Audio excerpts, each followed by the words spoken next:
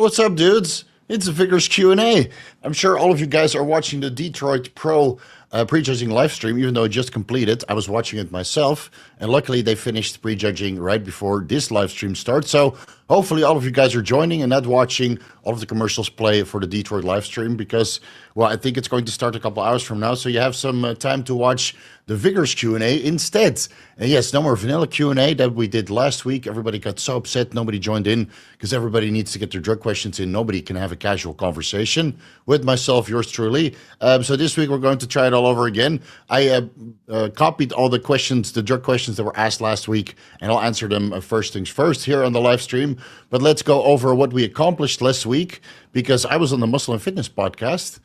Yes, Dennis James asked me to come on. It was a lot of fun talking with Dennis James, Milo Sarchev, Chris Cormier, and Ron. What is his last name?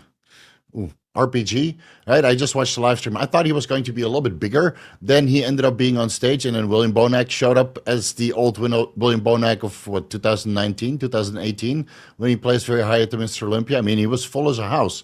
And James Hollingshead was full as a house, but Sasan Harati, man, what a comeback story, dude. I think William is first, Sasan Harati second, and then James third, and then Ron fourth. I think Ron doesn't have the size yet to really place with these guys, but I mean, he's got a beautiful shape and a lot of density and great volume. So he just needs to fill out that frame, but it might take him a couple more years to really catch up and hang on to the other guys. I mean, William, full as a house, dude. Oh my God. And when he first started working with Stefan Kinsel, boss of Outlaw, he was a little bit shrunken down, a little bit trimmed, right? He was a little bit more streamlined, and his back and legs were a little bit behind compared to before. And now over the last couple of preps, working together continuously, I mean, he's back to the William Bonac of old. So I'm very happy for him. I hope he wins today. And then, well, I'll see him at the Mr. Olympia. Fingers crossed. And Cezanne just needs to keep going, do another show, and then I'll go to the Mr. Olympia too. I'm sure of it. So that was, I joined the Muscle and Fitness podcast. It was a lot of fun. We mostly talked about the Detroit Pro. I didn't really talk much about performance enhancing drugs, but that's okay. Maybe I'll be back. Who knows? Subscribe to the Clips channel. Now we have 2,000 subscribers. I'm at about, I think, 1,600 watch hours. So I need to reach 4,000 watch hours so I can monetize the channel. So if you haven't subscribed yet, do me a solid, subscribe to the Clips channel. All of the clips of the anabolic roundtables are uploaded. So there's over 100 videos for the anabolic roundtable in nice digestible format, all categorized in the anabolic roundtable playlist. And now we're doing some of the deep dives. So the HCG deep dive is slowly being released, and then the Mirabegron deep dive and the SLU-PP332 deep dive, etc., etc., etc. I'll do the anabolic roundtable as they drop, and then so we'll record one next week, obviously, and then drop that as soon as possible. And then in the meantime, deep dives. And once all of the deep dives are live, then I'll go into the other content. But all of the content will end up on the Clips channel. So subscribe now so you don't miss all of that old regurgitated content, albeit the more digestible format of, let's say, 5, 10, 12 minutes at maximum. So I can monetize the shit out of that channel and make additional money, because to having two editors, it ain't cheap. It ain't cheap, I'll tell you that. We did the how to maximize your endurance, endless endurance deep dive. Didn't get so many views, but I guess nobody cares. Everybody likes to be out of breath during their sets. So take the information for what it is, right? I already released it online. Now all you have to do is watch it. And we did these skin splitting pumps, so those are all linked down below. Already recorded the Retatrutide deep dive. That's already online. It will drop on Monday. Already recorded the Epicatechin deep dive. That is pending. Will probably drop sometime next week. I still have to do additional blood work because my C-Reactive protein ended up at 21.9 milligrams per liter. For the guys who don't know, the reference range goes up to 5 milligrams per liter. So that's 4.5 times out of the reference range, and 425 times out of the reference range, give or take. And normally my CRP is like 0.51 milligram per liter at maximum. So yeah, 2,000% gains over normal high sensitivity C-reactive protein levels by taking Epicategen. So I'd like to know from you guys, before we get started, I'd like to know from you guys if you took Nootropics Depot Epicategen with Bioperine. That's the brand I used. I don't really want to mention their name because their marketing practices are a little bit dodgy. I'd say it, but it is. So if anybody used their particular brand of minus Epicatechin with bioperine and your C-reactive protein went up, please let me know down below. Prove it with blood work, obviously, because I'm not going to make any false claims when people say, yeah, it happened to me too, but there's no evidence for it, right? I have evidence, but I need to see some more evidence of it as well. I removed the Epicatechin already and switched to YK11, which didn't increase my C-reactive protein levels at all, certainly not this dramatically. I'll retest my C-reactive protein levels tomorrow to see if they came down, hopefully by about 50%, because the half-life of C-reactive protein is about 5 days in serum, so it takes a couple days for that to really come down. And then let's see if that was the root cause. Like for now, I'm not entirely sure if Epicatechin was the root cause of this tremendous elevation of C-reactive protein, but it's been going on for a while because my serum iron levels ended up below the reference range, and that's another marker of inflammation, that your serum iron levels drop over time. Ferritin was okay. Didn't check my homocysteine level, so I check that again tomorrow, and maybe a couple other markers for inflammation to get the total picture, and then see what the fuck is going on. Because again, high sensitivity C-reactive protein of 21.9 milligrams per liter. I would expect that if I inject Anadrol in glycol pre-workout, 1 cc bilaterally, but not from an over-the-counter supplement. So stay tuned for that deep dive, and I might have to record some additional footage. And the Mots-C deep dive is also recorded.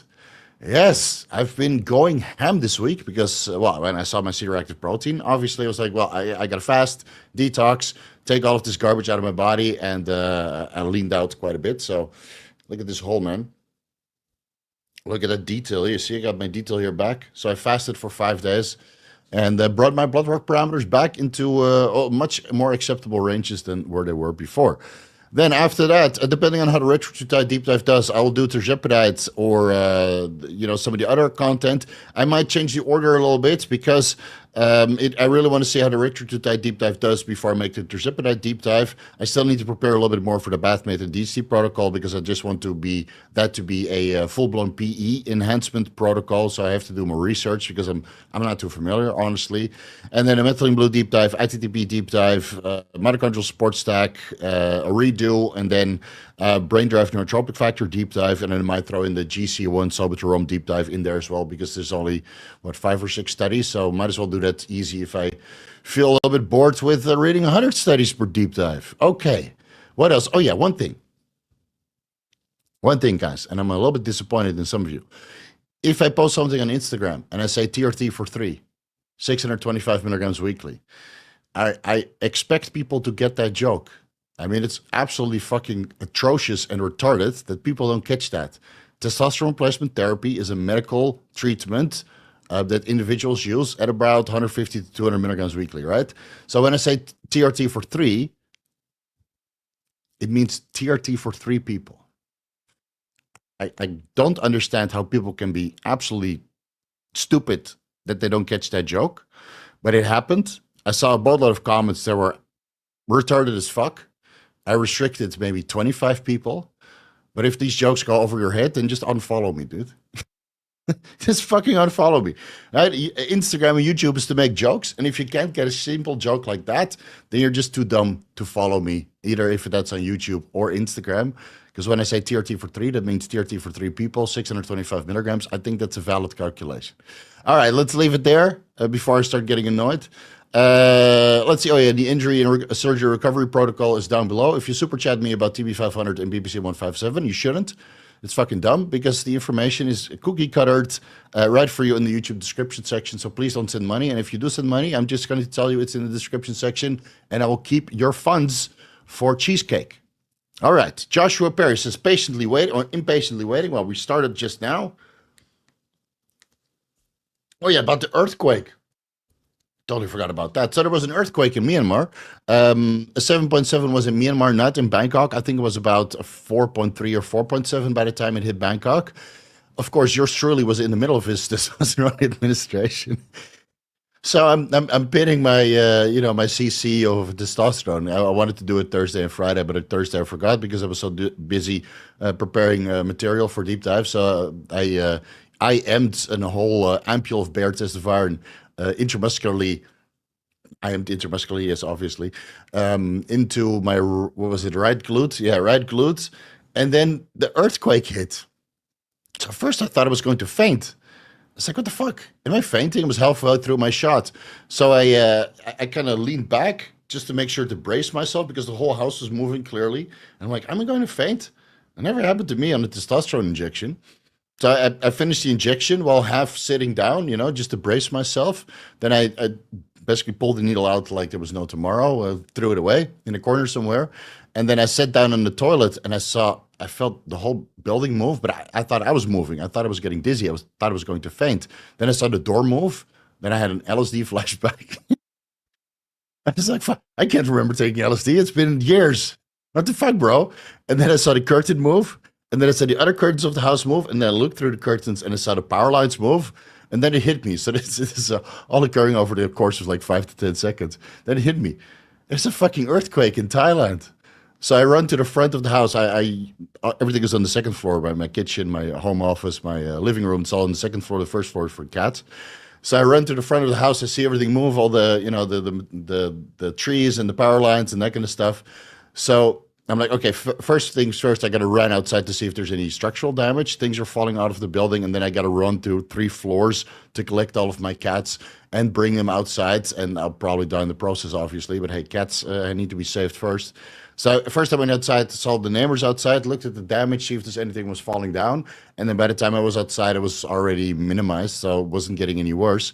So I didn't feel the need to go back inside. And then I called my wife to make sure she was okay, because she was on her way back home in the taxi.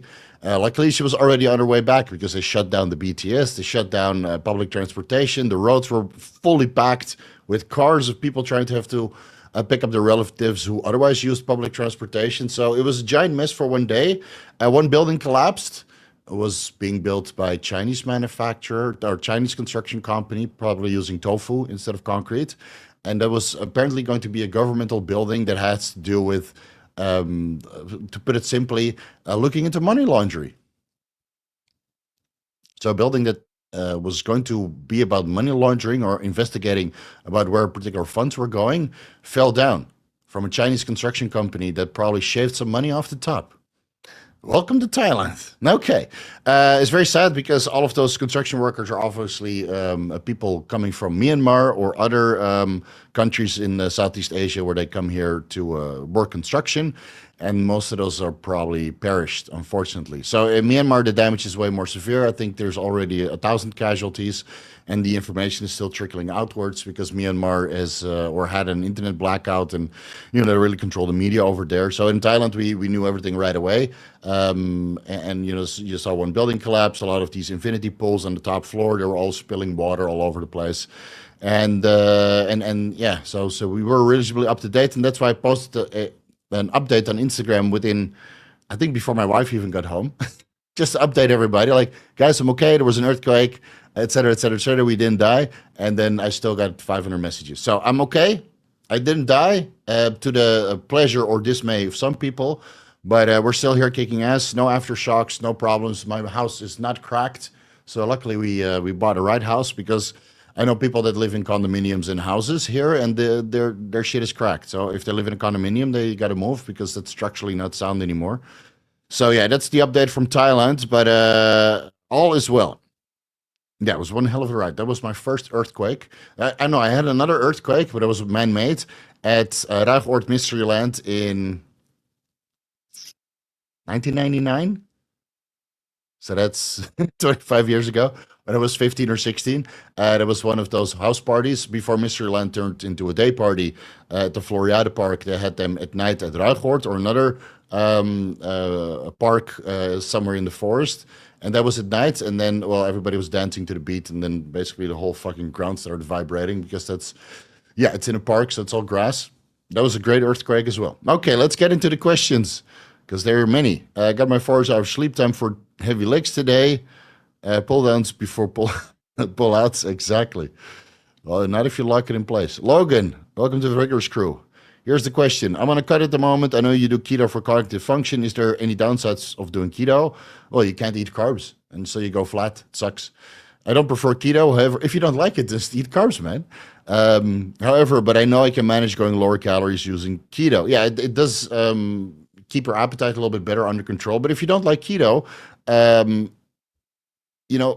doing keto, a little bit higher protein and a little bit more fat sources is probably more expensive than doing carb cycling. So why don't you siphon some of that money off from keto into Retatrutide? The deep dive will literally drop on Monday to blunt your appetite, and then it's very easy to follow a diet, right? So I do it for cognitive benefits. I get full as a house on ketogenic diets because my body's fully fat adapted, and I take performance enhancing drugs, obviously.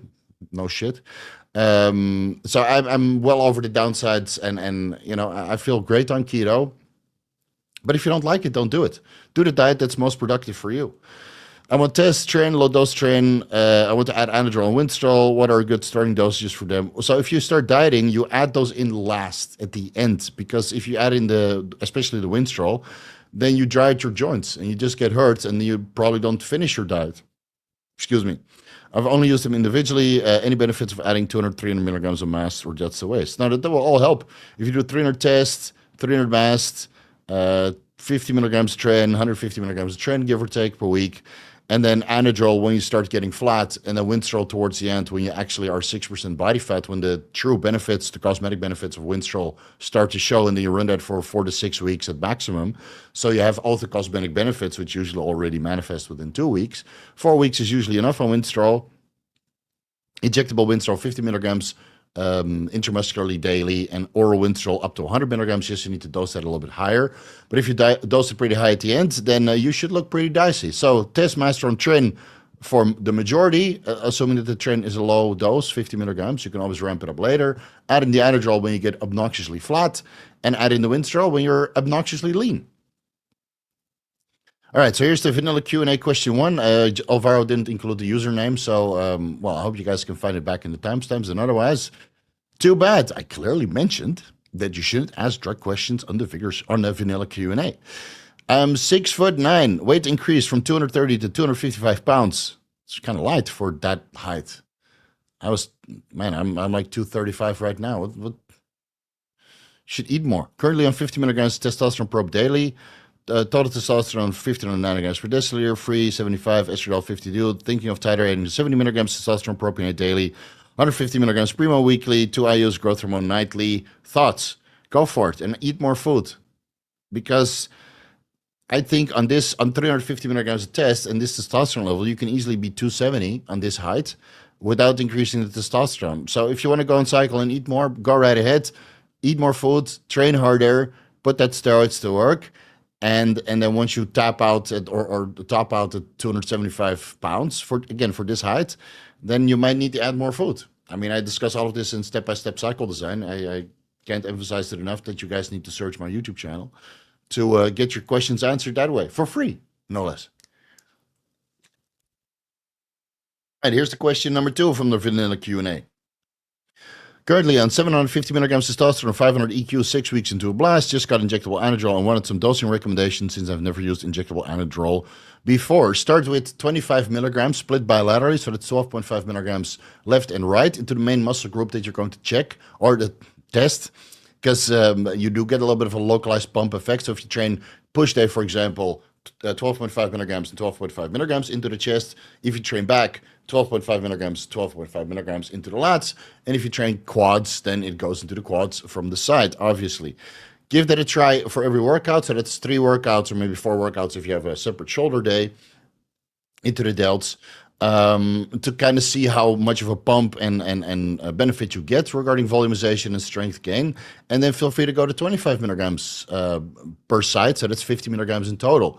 And then later on, you can go to, 50 milligrams per site, so 100 milligrams locally, or a total, pre-workout, but slowly build your way up, right? I mean, you're already on a 750 test and 500 EQ, and then if you go to 100 milligrams Anadrol pre-workout 5 times a week, that's another 500 milligrams on top, for a total of 1,750 milligrams into your blast. And it's only been 6 weeks, so you might want to start low and build your way up so you can use Anadrol for a longer period of time, because it is a little bit liver toxic, even if you inject it. I hope it's an MCT oil and not glycol like what I used to get. Vanilla Q&A question number 3. Running 500 tests a week and just miss a dose 3 days ago. What do I do in these situations? You just inject and keep going. Don't overcomplicate it. Vanilla Q&A question 4. Thoughts on a cutting cycle of 250 tests, 200 Mast, 70 milligrams Tren split into daily doses of with 40 milligrams Clenbuterol a day. It sounds fine to me. Dude, you can diet on 150 tests per week. You can diet on no, or you can cut on no steroids and still get great results. I did it for 11 years without anything. Caffeine and 2 hours of cardio per day. That's it. So it's a fine cutting cycle. I'm more worried about your training intensity, your training manipulation regarding how many sets you or reps you keep in reserve and how you modulate recovery, how your sleep quality is, how your diet looks. Right? Those are more important than the cycle. You can literally diet on 500 milligrams of Anadrol, and even though you look bloated, it actually gives you more motivation to diet harder because you look watery up until the point you're 6% body fat. So it doesn't matter which drugs you use, even though this is a pretty good stack. It doesn't matter which drugs you use. It's about training and caloric restriction, and then making sure that you get good amount of nutrients for the calories that you restrict. Because if you're eating Oreos, that has no nutrients compared to if you're eating like sweet potato or vegetables or that kind of stuff. So make sure you eat nutritious food for the limited amount of calories that you're consuming. All right, if you want a real fucking cutting cycle, watch the SLUPP33 deep dive, where I literally throw all the kitchen sink of all performance enhancing drugs at it with Mots-C, methylene blue, and SLUPP33 and Mirabegron and albuterol and injectable pre-workout, blah, blah, blah, blah, blah, growth hormone, HGH frag, AOD 9606, right? If you want to use all of it, go right ahead, dude. Just do it all right? Don't leave any of these drugs out, otherwise they get upset. Skull asks, great last video on endless superset endurance stack. Do you recommend the stack at the end as an update for MMA fighters or still the original?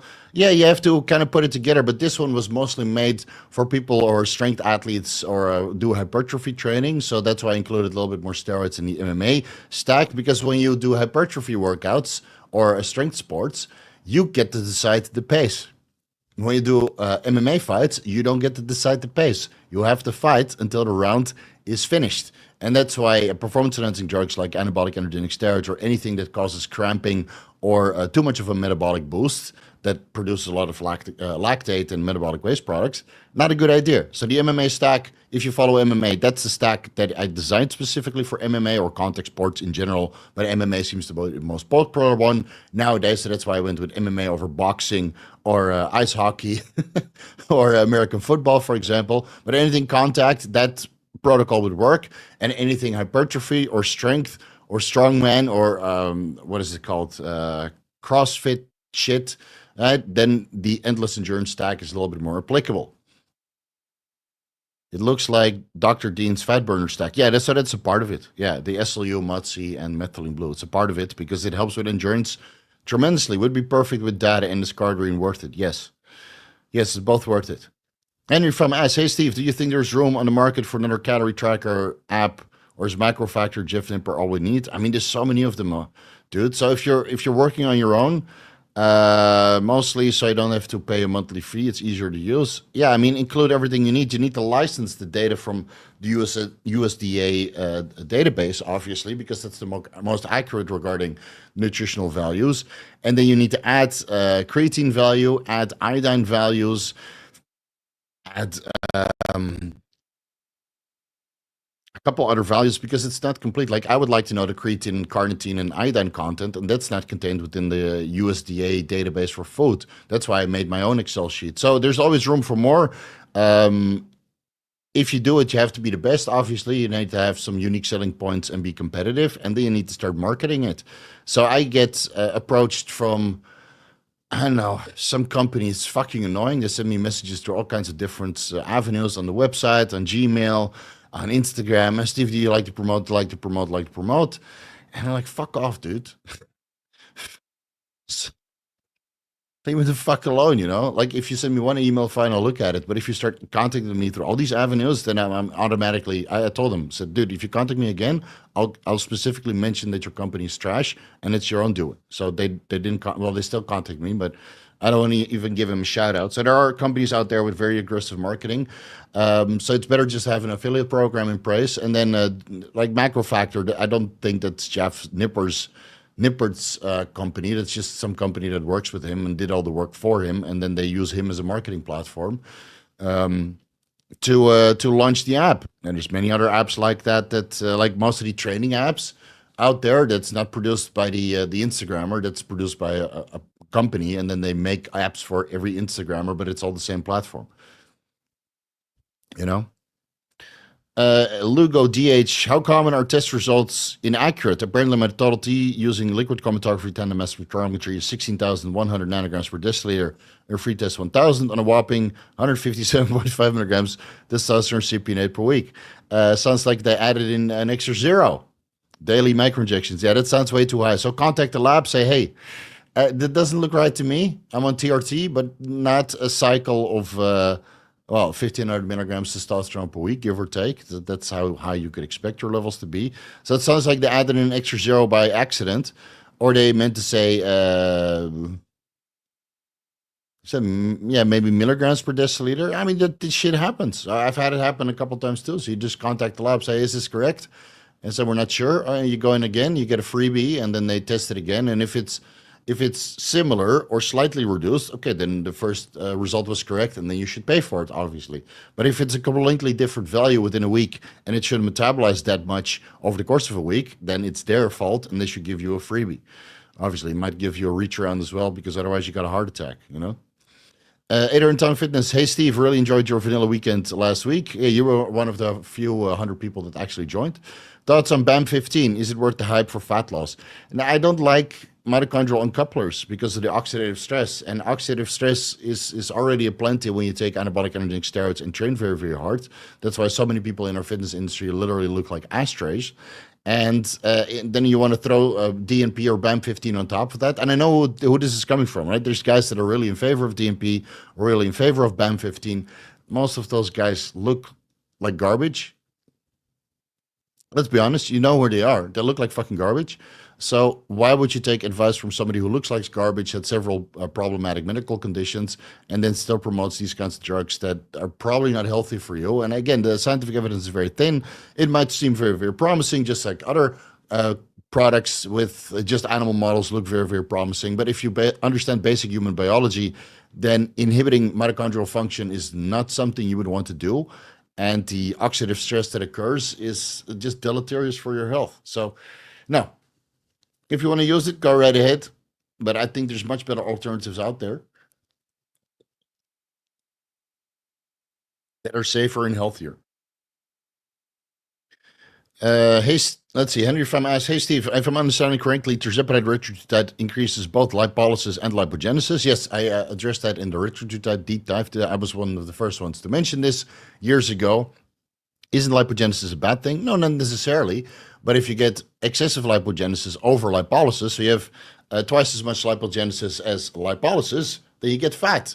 And if you tilt that around, you get half the amount or a quarter amount of lipogenesis over lipolysis, then you have net fat loss. So by activating the the glucose insulinotropic polypeptide, aka the gastric inhibitory polypeptide receptor, you either get lipogenesis if insulin is high and glucagon is low, and fatty acids are going into the adipose tissue, being promoted partially through GIP activation, and then it gets stored as fat.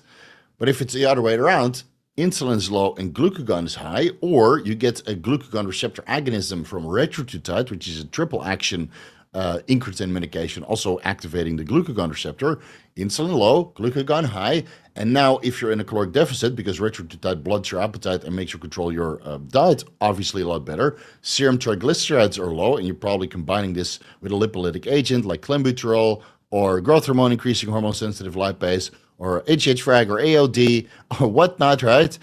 Then the fat from adipose tissue, by activating the GIP and the glucagon receptor, comes out, and now fat loss is enhanced. And then all you need to do is control your diet on the weekend, which is easy on tirzepatide or retatrutide, so you don't overeat the fats, so they get stored again. So if you're removing, let's say, 200 grams of fats over the 6 days that you're dieting through GIP and glucagon activation, if you're removing how much is that? 1.2 kilograms of fat from adipose tissue, and then you eat 2 kilos of fat. Who knows, right? It happens. 2 kilos of fat on Sunday cheat meal. Then yes, you gain 800 grams of fat. But if you eat 100 grams of fat over the weekend, and maybe a little bit of the glucose is being stored as fat as well, you gain 150 grams of fat in return. Then you still lose 1 kilo of fat. So you have to look into the diet and use the mechanisms optimally. But I discussed this in the Retatrutide deep dive, and I will discuss it again in the tirzepatide deep dive. Chunky Andy asks, what do you think about Trestolone, Primo, and Anadrol growth hormone stack? Trestolone has been used in monotherapy, HRT, and aromatizes, so this would work without testo. Yeah, so if you read the scientific evidence, people get a fuckload of side effects from Trestolone replacement therapy. So I would not recommend that. And if you take Primo, then obviously you reduce the conversion of Trestolone into 7-alpha-methylestradiol, which has been poorly investigated. It's not bioidentical, doesn't, even though it activates the estradiol receptor with the same affinity as or the estrogen receptors with the same affinity as estradiol. So comparing 7-alpha-methylestradiol to estradiol, the receptor affinity is pretty much the same, but the downwards estrogen or estrogen-like mediated gene transcription might not be the same. So could you do it? Potentially. If you use Primo, the aromatization obviously comes down, and the growth hormone might affect your aromatase enzyme expression to a certain extent. You could give it a try, like some guys like Trestolone over Trenbolone or over testosterone. So the only real way of knowing is by giving it a try and seeing if it works for you, doing your blood work. And then if you do a high sensitivity estrogen test, then it will probably be 0, because 7-alpha-methylestradiol is not bioidentical estradiol. So you need to do a conventional test to get some sort of indication of where your 7-alpha-methylestradiol levels are at. You know? So we'll tip during the live. Yeah, so we already no need to tip, dude. You're a member. Joshua Perry asks, Legend of Zelda 1 versus Final Fantasy 1. Which one is more fun? Which is more difficult? Assuming that you don't have a play guide, harshest video game you played. I mean, the hardest video games I played were when I was younger, because I just didn't understand the concepts. I played Legend of Zelda 1, but I never finished it, and I never played Final Fantasy 1. Actually, I never played Final Fantasy at all. So I love Legend of Zelda. I never got into Final Fantasy because it's turn-based, and I don't like turn-based. I like my turn, right? My way or the highway. And Legend of Zelda 1 I was never able to finish because I started that after finishing Ocarina of Time. There's a movie going to be out in March 22nd, 2027. Live-action Legend of Zelda movie. Can't wait. Can't wait. So I played, the 2D Legend of Zeldas, but I was never able to finish Legend of Zelda 1 because, I don't know, it's just a little bit boring, to be honest. So, yeah, I can't say. What is the hardest game that I played? Never played Dark Souls. Which one was hard, man?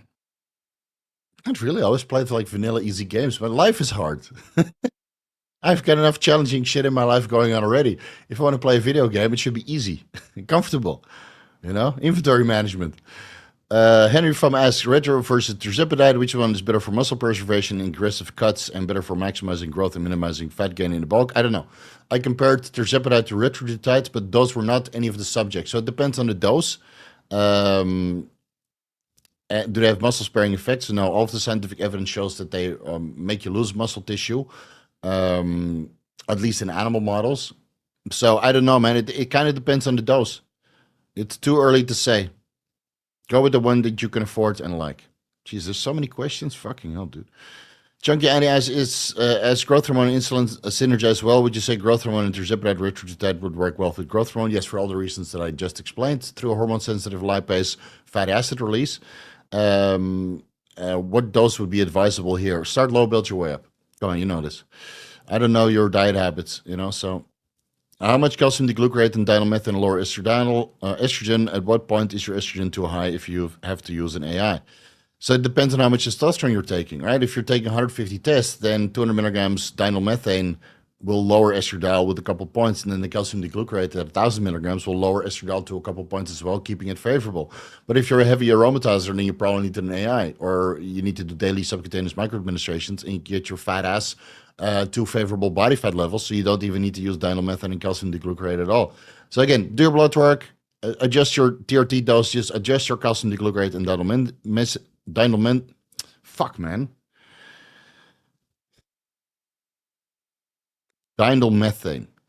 dosage, and if your blood work says that it's not enough, then use an AI. Fuck. Cunt. Shit. Piss. Shit. Commissioned asks 2 weeks ago about cervix. He asked about circuit training 2 weeks ago. You mentioned the pumping, ponging everywhere being done. What? I don't even know what you mean. All right, next one. Hey, Steve, I'm still working on that essay. I couldn't find reference for nandrolone catalyzing conversion of testosterone into estradiol. Dude, if you type in nandrolone, estradiol, and testosterone, you will get it right away. it's it's all over the fucking internet, dude. It's not difficult to find.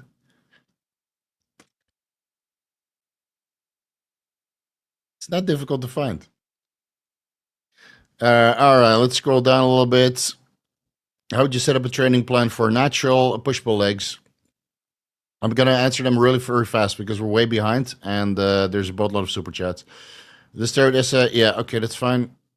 Aesthetic A, I know androgen receptor downregulation is a myth, but is there any truth to the idea or that taking time off of everything refreshes the receptivity and sensitivity of the receptors themselves? So they have a 8 or 9 hour half-life. So no, it doesn't work that way, but obviously when you stay on steroids longer, there's certain metabolic processes that upregulate and downregulate, like thyroid binding globulin levels go down, sexual binding globulin levels goes down, fatigue goes up. So coming off steroids just allows you to take a break from all this abuse, food abuse, performance enhancing drug abuse, and this hormonal roller coaster. So it's just good to take a break. And you can also take a break on TRT and still get a positive effect. But it seems that yo-yo effect of coming really, really low and then coming really up, assuming that you stay, train still during this period and don't get morbidly obese, just has some sort of refreshing effect to the body. Is it only on the androgen receptor? Probably not. No. Again, androgen receptors don't really downregulate, they upregulate in the presence of androgens, and then after a period of about 8 weeks, depending on the compound you take, it might drop the baseline levels again. So technically, that means that you have to increase the dose slightly to get this upregulating effect again. But of course, at one point in time, you're at such a high dose that it starts to detract from your health, and maybe it's mitochondrial function that gets impaired from oxidative stress, right? We've never looked into keeping mitochondrial function going while blasting our socks off. Maybe that's the missing link. And that's why I dive so much into mitochondrial function recently. But yeah, for most people, coming off for a certain period of time just allows them to have a better response to steroids because they took a break from literally everything from the training abuse and the food abuse and the performance enhancing drug abuse. And now their body is well rested in a good, healthy state again. And then you can restart at a much lower dose and get a good response. In the recent Q&A podcast, you discussed the hard reset yourself as you couldn't hold weight on normal calories after long-term dieting. How did it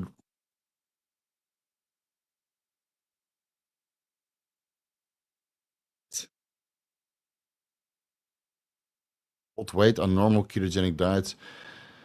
I mean, I was dieting for what 3 years straight. So my caloric intake was kind of low, so I just increased my calories for a while, and then I brought it back down again. Is that what you mean? And sometimes you need to like dieting. It shouldn't be. It's not linear. It's not gradual.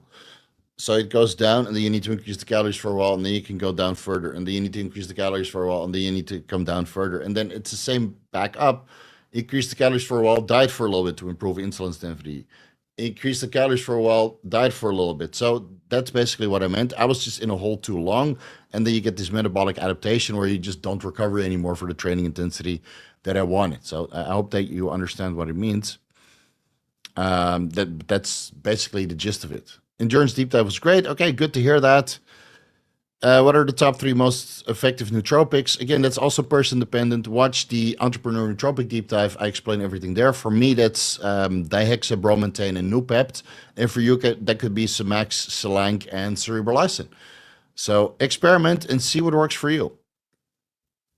Sounds like IGF-1 LR3, IGF-1 DES, and MGF, etc. are all F tier, and Increlex is S or A tier. Yes, that's correct. Yes, and Increlex is next to impossible to get. Also correct.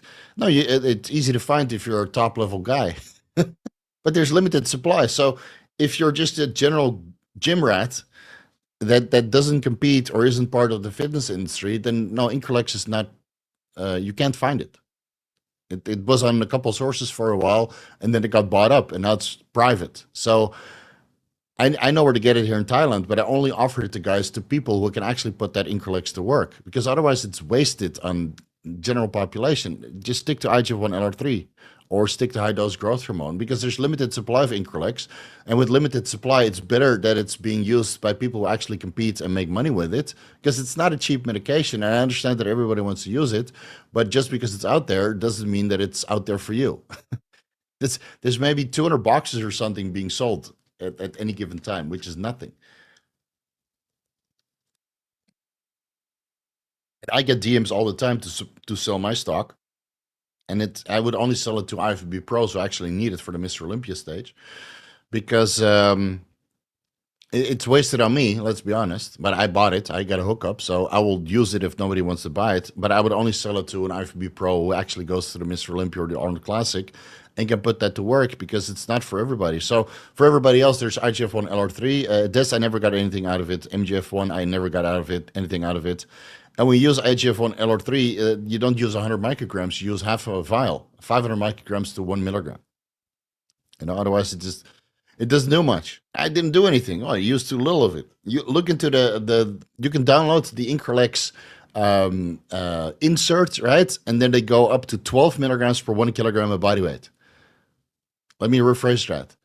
4, 8, 12 milligrams per 1 kilogram of body weight for children that need to increase their height velocity with an adverse reaction to growth hormone, or their growth hormone doesn't increase their IGF-1 level. That is what IGF-1 Increlex is being used for medically. 4 milligrams, 8 milligrams, 12 milligrams per 1 kilogram of body weight, escalated upwards. If you want to increase your muscularity, which is similar to increasing height velocity, albeit with a different pathway, right? Not bone growth, but muscle growth, 12 milligrams per 1 kilogram of body weight. How many vials of IGF-1 is that if you're 100 kilos? 12 vials per kilogram of body weight times 100 is 1,200 vials of IGF-1 of 1 milligram. When people say I need to inject 50 micrograms. If you have great genetics, sure, but most guys would need 500 micrograms to a milligram of IGF-1 to notice any beneficial effect. And even then, it's not even detectable in serum for most guys, because it's such a low dose. All right. I got 2 questions in the comments and just want to show my appreciation. Andy. So this is not the way to do it. Please post it. Where did you post them? I don't see your question, buddy.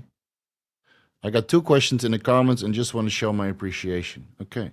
I don't see your questions, so I'll keep my eye out for you. And otherwise, thanks for the appreciation, because I'm not sure what I'm supposed to be answering. Anabolic Leo, would there be a big difference between 400 tests only per week versus 200 milligrams of test and 200 milligrams of Primo? So with 400 tests weekly, you would look more watery. You would gain about the same amount of muscle mass between 400 tests and 200 tests, 200 Primo. But on 400 tests, you probably need an aromatase inhibitor, because that's probably too high, and the serum estradiol levels would be into gynecomastia creating territory, whereas 200 tests, 200 Primo would make you look cosmetically a little bit better. And you don't need an aromatase inhibitor, most likely, unless you're morbidly obese. So I would go with 200 tests, 200 Primo, less compounds. Oh, well, it's 2 compounds either way, but you look better, and the muscularity, muscle mass accrual is pretty much the same, because it's about 400 milligrams in total. Nikolai, also thought it was only fair to send you a super chat for all of the info you've gotten from you for the essay. I'll get the mention in there too. Okay, I wouldn't mention me in an essay, dude. It's scientific. It's for school. Just say that you did the research. Don't mention me in an essay, man.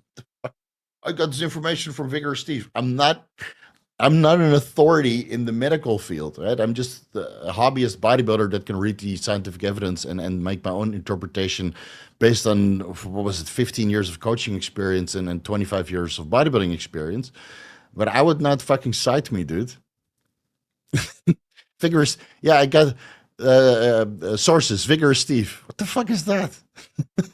What the fuck is that? Like, it mentions some sort of doctor or some other scientific paper, right? And this is why I do all the citations.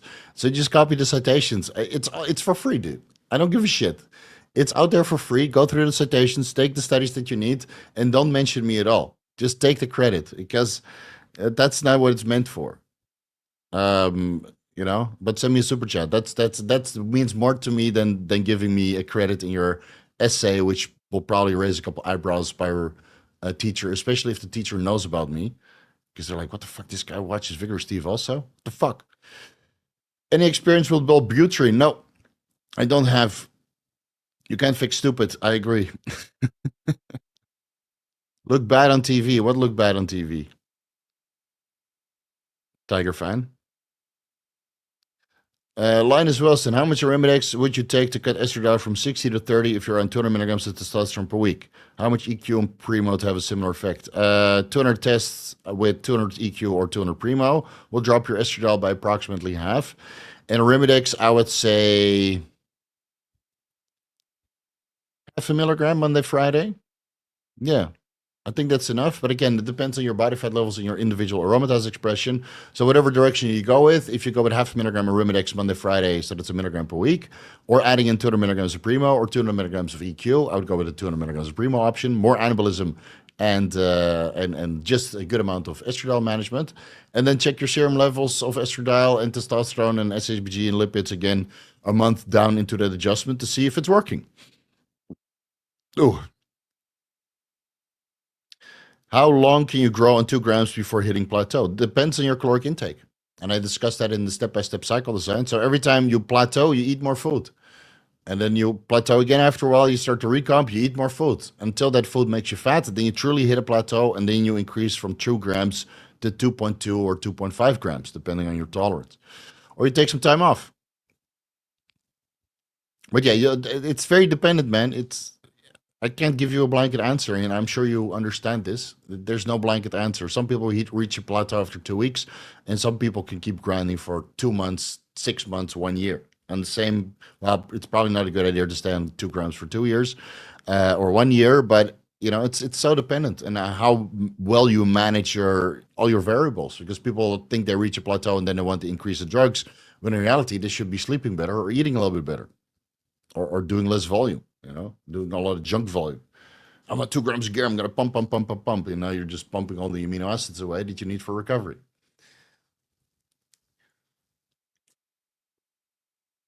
I figure it out. That's what we got coaches for, man. It's no shame in hiring a coach. Steve, if you had several hours each day to split between training and sleep, how would you split that up? Sleep.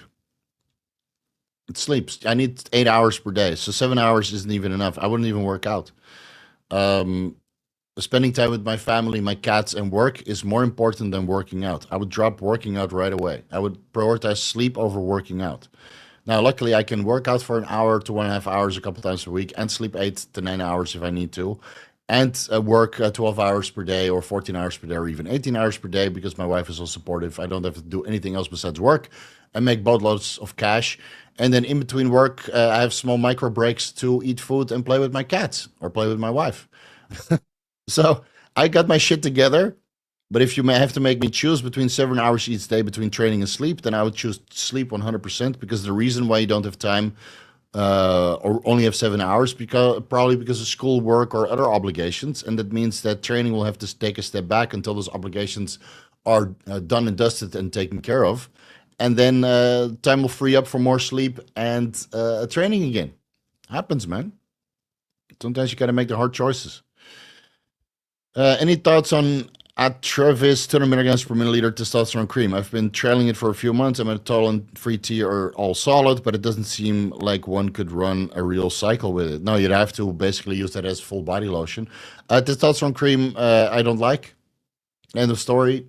I think real men should inject. I think compounding pharmacy should prescribe testosterone injection, not intranasal testosterone or testosterone cream. If you want to use a cream, use a DHT cream on your penis to make it grow in combination with a bath mat and some other peptide hormones.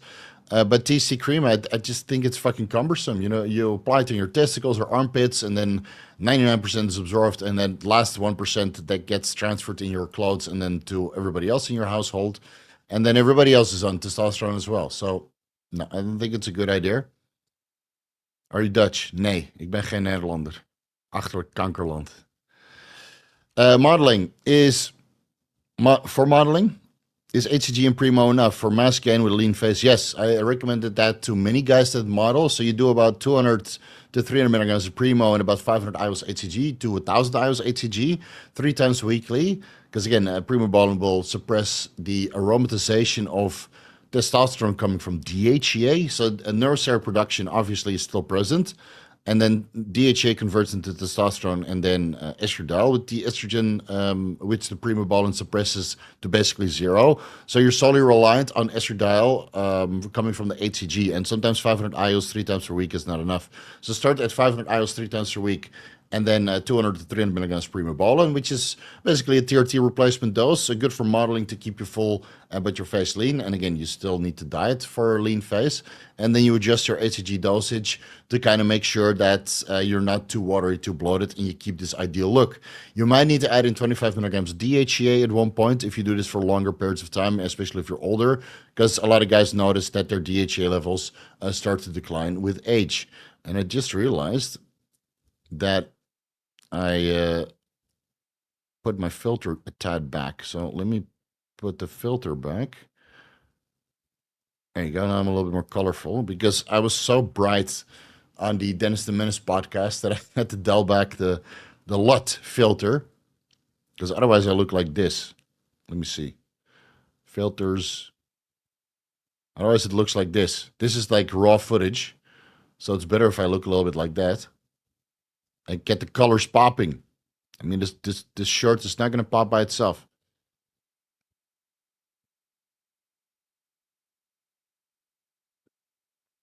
Let's see, Gibson. I run 1 milliliter Helios 3 to 5 times weekly and 25 milligrams Ephedrine the other days with 400 milligrams caffeine, mostly Gorilla Mind energy drinks. Thoughts on adding maybe 100 milligrams or even 150 milligrams Mirabegron on the Ephedrine days?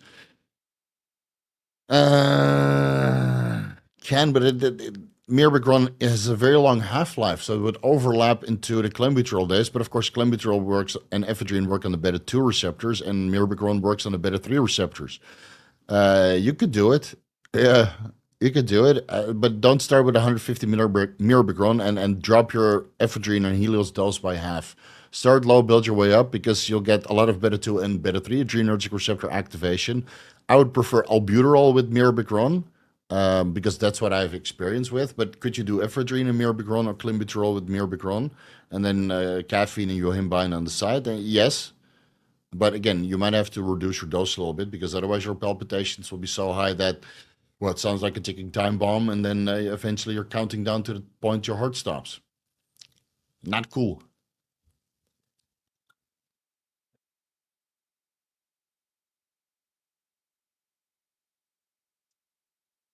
Also negate. Okay. I'll take your word for it. Hey Steve, for the algorithm, are you guys liking the videos for the algorithm? Let's see. Let's see if you guys do it by yourself. 88 likes, 265 people in the stream. Shame on you. Shame on you, bro. Start liking the video. Come on. What the hell? Start liking the shit. Joshua, I played video games in Juvie. Wasn't much to go outside for push-up contests. Hey, let's see how you stay out of trouble, man. Does adding tests with the same estradiol still add bloat? Does adding tests with the same estradiol? Yeah, testosterone can potentiate water retention, even if estradiol is the same.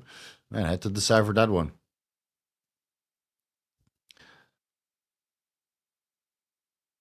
Risk of blood clots on enclomiphene. Type in enclomiphene and what is it called? Or deep vein thrombosis in clinical trials, and you get that results. I mean, I mentioned this 1,000 times before, so I think the risk is 0.3% to 0.5%, judging from the clinical trials, but that's only using enclomiphene, and that's in average people, not in people also using testosterone, also using other compounds that might cause blood clots, also not in combination with vaxes or pandemic diseases. So that could potentially increase the risk. And I've with Clomid, it's well documented, a lot of case reports and risks of deep vein thrombosis or blood clots. And of course, enclomiphene is a stereoisomer contained within Clomid. You have zuclomiphene and enclomiphene, and the differentiation between enclomiphene and zuclomiphene regarding their negative effects on blood clots, deep vein thrombosis, and that kind of stuff has never been investigated. So I don't like enclomiphene for longer periods of time. If you need to use it for a PCT, sure. If you need to use it to get somebody pregnant and use enclomiphene for a year straight, you might die before your partner is pregnant. I hate to say it, dude, but people recommending that kind of stuff, clinics, enclomiphene, longer periods of time. I think it's very, I think it's very irresponsible. So, but again, I have PTSD, man. I've had several people die during this period of blood clots the last couple of years. So I would need, I would not recommend it. Increlex dosage. Maybe a friend of mine I can get it from the German pharmacy. So yeah, you would start with about 500 micrograms split bilaterally based on your body weight, and then I would do 1 milligram split bilaterally. So that's for you 250 micrograms left and right, and for me it's 500 micrograms because I'm so freakishly huge, and I've gone up to 2 milligrams. 1 milligram Increlex bilaterally with 500 micrograms follistatin 344 bilaterally. That was probably the best workout of my life. We have at Unreal Gym or BBC Fitness, they changed the name recently. They have a leg extension that's plate loaded. So I think I put like four on. This was before the leg surgery. It was at full blown peak off season. So I switched from YK11 to Follistatin the last day of this experiment, right? So I did, fuck it, I'm going to go all in. I did injectable pre workout. I did, which one was it? I think it was Stampede. Yeah, Stampede and some injectable carnitine and MIG blend. So I did 1 cc Stampede each, and then 1 cc Increlex each, diluted obviously, so that's 1 milligram Increlex each. And then from the top, I put another 1 cc each of Follistatin 344, 500 micrograms. And then I was doing this leg extension, just holding it at the top for like a 3 second count. And every rep, it just got bigger and bigger and bigger and more dense and hard and contracted to the point you're like, fuck, this quad is going to explode. I can't imagine doing that for like 4 months straight. I'm sure my legs would be absolutely phenomenally huge. But unfortunately, I did surgery and then my legs shrank down again. So yeah, start low, build your way up. Thoughts on how to lower LDL while using 200 milligrams to test 70 milligrams oxandrolone weekly? Any difference between oral injectable BPC and TB500? So oral BPC 157 is only active in the intestinal tract. I'm not entirely sure if oral TB500 does anything unless you have intestinal problems. Oral BPC 157 I ran for 250 micrograms with meals, so that's about 1,250 micrograms per day for about 2 or 3 months after I was resolving these intestinal issues from the food allergy and stuff. So that's all fixed now. Vacuums for days, no bloating, no gas, no acid reflux, no problems. And TB500, I would just inject. That then you have effects at the site of administration, even though it diffuses systemically, so you get systemic effects as well. But I was pinning injectable BPC 157 and TB500 all around this chest area where the surgeries took place, and then also around the area on my leg where the surgery took place. And then I was also taking oral BPC 157 to heal my intestinal tract. And that did not change my lipids on a cycle like that. So for that, you would need to use citrus bergamot or this new amla that you guys recommended, amla extract, AMLA.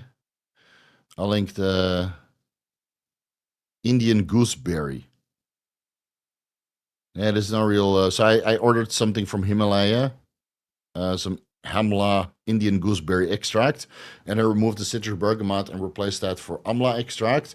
And then, of course, I also changed the Epicatechin for YK11, which is a little bit more potent regarding lipid reduction. So let's see if amla can get my lipids as favorable as citrus bergamot on a compound that is not known to suppress lipid levels. So we'll have to, do some dubious extrapolation. But yeah, plenty of ways to lower LDL, including daily fasted cardio and injectable carnitine. And ezetimibe.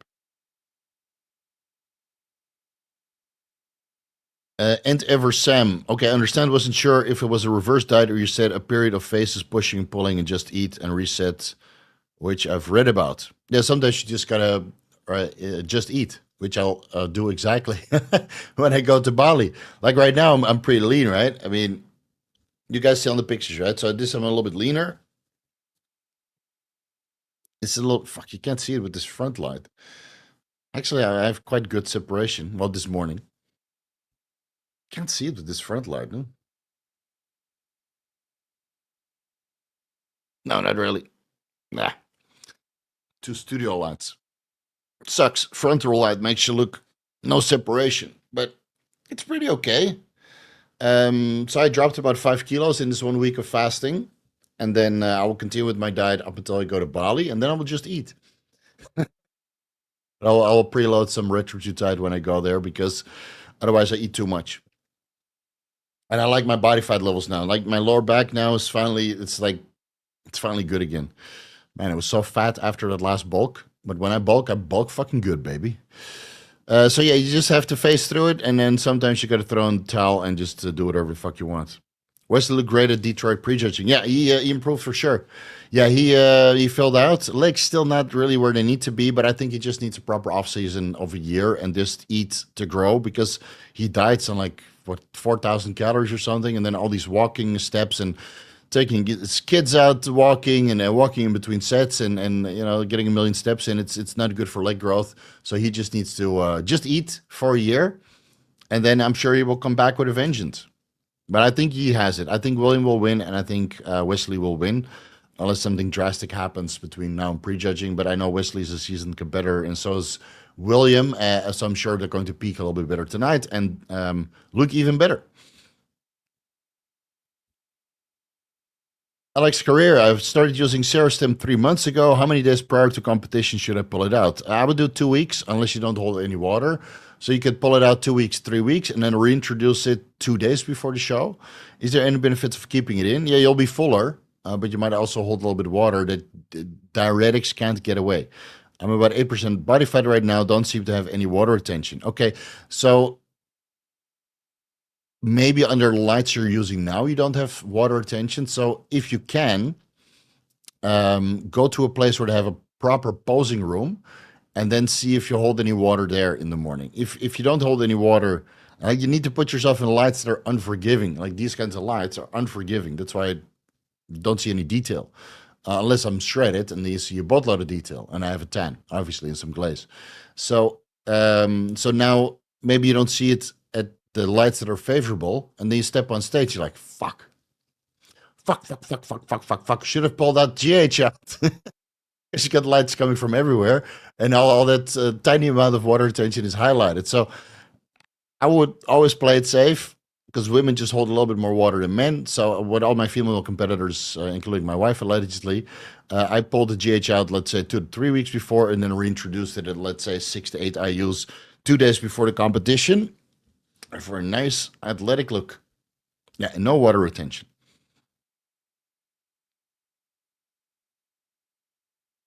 Benjamin, does having coffee with sweetener also gum break the fast for the daily fasted cardio benefits?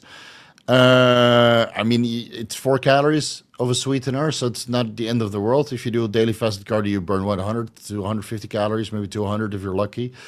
So it's not the end of the world, but yeah, you get an insulin response, which actually might dump your blood glucose to the point you have a glucagon response, and then the glucagon dumps triglycerides and stored glycogen through glycogenolysis.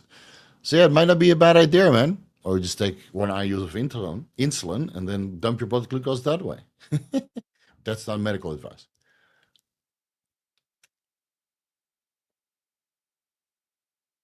Any experience with 9-MEBC? No, never tried it.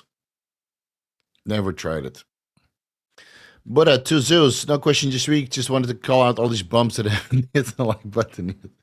It's like a weekly rope pulling contest, no?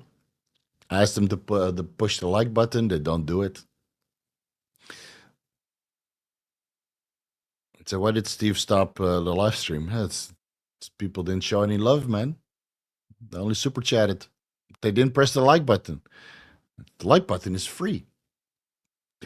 Sub-Q 12 IU's growth hormone a day of. Okay, no, sorry. Sub-Q 12 IU's a day of testosterone enanthate. Do I have to do a calculation? 250 divided by 100 times 12. So that's what? 250 divided by 100 times 12. 30 milligrams times 7, 210 milligrams. You could have told me 210 milligrams, fucker. Blood pressure is up 120 to 80. Started some beet supplements. Any other easy ways to keep blood pressure in range? I just got raloxifene. It's 120 milligrams daily, still protocol for gyno. Yes, but I'll only shrink it by half. And then you stop the raloxifene, it will come back. You might develop a blood clot in the meantime if you run raloxifene for longer periods of time. And then you stop it. You either get a blood clot and you pass away, or the gyno comes back. That happened to me. I ran raloxifene at various dosages and it shrank by half. And then I took the raloxifene out, and then I got the gyno back exact same size as before, and so I still had to do surgery. So it's a temporary solution. If you want to shrink your gyno by half over the course of about a month because you have to be beach ready or for bodybuilding competition, sure. But longer than that, I wouldn't do it. Blood pressure is not that high, but it's certainly not favorable. You can look into carditone. You can look into telmisartan. You can look into L-citrulline. You can look into... man, there's a million different blood pressure medications. I indexed all of them in the pump stack video. Calcium channel blockers. This is a million of different ways. You know what probably is the best way to reduce your blood pressure? Magnesium and daily fasted cardio. And if you still need it, add on some Cialis. I have a deep dive on that as well. Yeah. I have a deep dive on all that shit. But I'll gladly take your $10. Is there anything to add to the MMA stack? No, it was all inclusive. It's all inclusive. It's not ready. It's no need for redo. Like data is there, ITTP is there, or ITPP is there. I'll have deep dives on that shortly. It seems that MMA is like the new drug abuse. Is it me? Or all these guys now getting into MMA and they want an edge for drugs, and then they really have no fucking clue how to leverage the drugs. So I have so many MMA consultations of all these guys taking halotestin and high doses testosterone. I'm like, dude, what the fuck are you doing, man? I don't know why I gassed out in the second round. So no, focus on your endurance and use the strength compounds last. And it's okay to, do a little bit of cardio, like real running, real wind sprints or something like that. But I think this is, the training strategies in MMA and in boxing is just so outdated. They should get with an Olympics coach, those guys.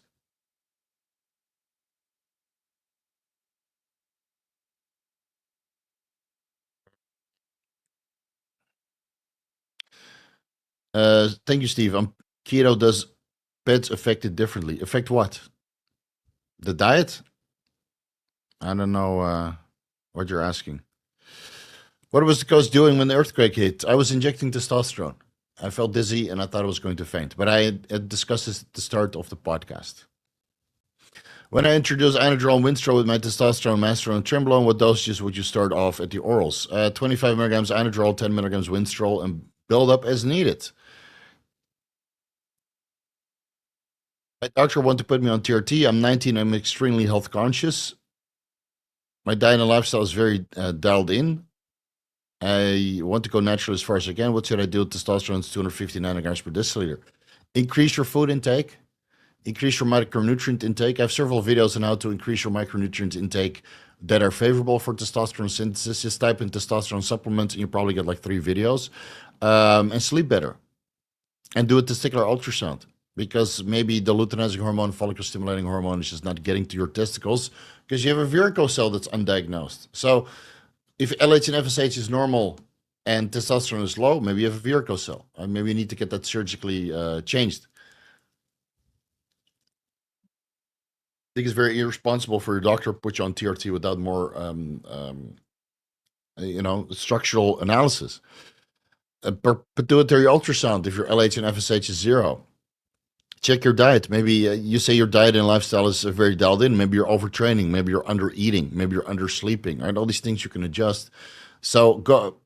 I would stay natural for as long as you can and go down the rabbit hole of hormone optimization. So go down the rabbit hole of sleep. Go down the rabbit hole of diet. Go down the rabbit hole of things to avoid, lifestyle things to avoid that can otherwise have a detrimental effect to your testosterone levels. Go down the rabbit hole of which over-the-counter supplements could potentially help with your testosterone levels, and see if you're not taking any medications that are known to suppress testosterone levels as well, like beta blockers, for example, selective serotonin reuptake inhibitors. They can also suppress testosterone levels. And what you could probably do best, Yuri, is sign up for Perplexity, the $20 program, right? Or Grok, whatever, one of these AI programs, and just start feeding it questions. Just keep doing that until you have the answers for everything. That's how I literally prepare for deep dives now. You're just feeding it questions until you have all the evidence, and then you do additional research with the scientific literature to find all the studies that you want to highlight. Oh, that's what I do. All the studies you want to read. You can literally figure it out in 1 week. 1 week is all you need, dude. So you can even use the 3 free pro questions per day, right? So you get, over the course of a week, 21 questions for free through Perplexity. You don't even need to sign up. Within 1 week, you can piece it together, dude. So you don't even need to send it to me. $10. You can do it for free on Perplexity. You ask it 3 questions about diet, 3 questions about lifestyle, 3 questions about sleep, 3 questions about over-the-counter supplements, and you have a couple questions to spare. You can figure it out. I'm sure you can double your testosterone levels, and you need to do some imaging of your testicles with an ultrasound to see if there's any impaired blood flow to your testicles, or a hydrocele, or a testicular torsion, or that kind of stuff. And I explain all of that in the fertility video, which I have timestamps for. So you go to the male fertility optimization video, go through the timestamps, and then find an area where I discuss testicular ultrasounds and structural issues that can occur in men. In 1 week, you can piece it out, and then I want you to measure a distance where you need about 10 steps for maximum velocity. And then the next time you see your TRT doctor, you ask him to stand about 10 steps away from you. Then you walk back 10 steps, you run, and on your last step, you overshoot your right or your left leg right into his balls. And tell him Steve said hi. Because prescribing TRT without diagnostics when you're 19 years old, that's a fucking travesty. And hey, try to get your money, man. Trying to get your fucking money, dude. This guy will be on TRT for life. He's your testosterone cypionate and Arimidex. Fuck these guys, dude. Fuck these guys. I just assume half the chat is ladies pushing the like button instead of listening. I wish, dude. Is it safe to run ITPP while on BPC 157 and TB 500? I did not look into that particular drug interaction, but I would say yes. Because TB 500 and BPC 157 are not erythropoietic, and ITPP, myoinositol tripyrophosphate, works by increasing the iron, the oxygen carrying capacity of the hemoglobin, and that's something entirely different. I couldn't find anything in scientific evidence that BPC 157 or TB 500 or thymosin beta 4 has an effect on red blood cell count. What's up, Steve? I'm glad to hear that Quake was no biggie for you. Yeah, I ain't afraid of no Quake, man. I ain't afraid of no Quake. Duke Nukem. It was a little bit of a biggie because I was injecting my testosterone. I thought I was going to faint. And then I had a micro LSD flashback, and when I saw the door move, you see the door move like this. Like, what the fuck is going on, man? I see the curtains move. I'm like, oh, wait a minute. Everything is moving. Then I saw the power lines move. It was like, okay, there's an earthquake. Well, there's a first for everything. Luckily, the building didn't collapse. I mean, this is Thai construction after all. Right? These houses are cheap, Chase. Chase, when are we gonna see a house tour? Come on, man. I want to see the basement. I want to see the basement, Chase. Brother, do you have a mind-muscle connection to pec pops? How do you improve the mind-muscle connection to pec? I think you're trolling, dude. You asked me this last time, and I'm not sure if I should ban you because it sounds like you're schmoing. Find some tutorial. I'm sure Athlean X has a tutorial on how to pop your pec. But you sound like a fucking schmo. My friend is a normie who doesn't go to the gym and his diet consists of mainly Chinese food and he's minus or below 20% body fat. He is borderline pre-diabetic and bad lipids. Is 1 gram berberine and 500 milligrams bergamot a good idea?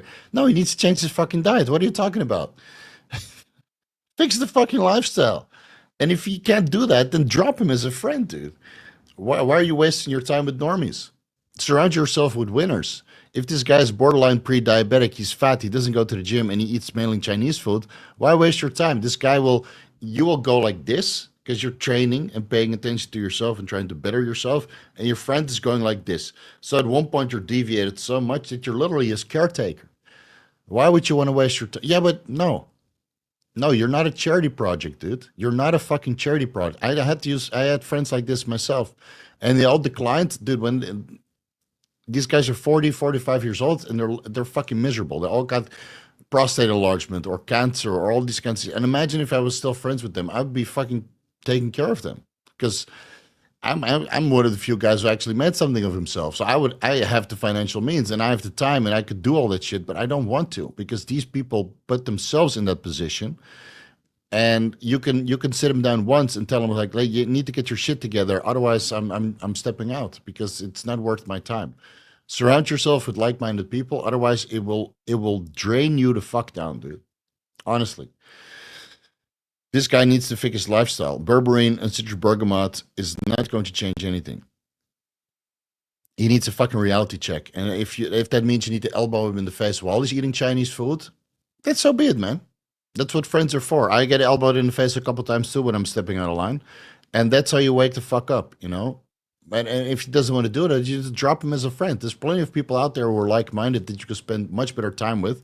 Yeah, I need to save this guy. It's not your mission to save people. People can save themselves. You can't help people who don't want to be helped. So, sorry for the rant, but I don't want you to waste your time, dude.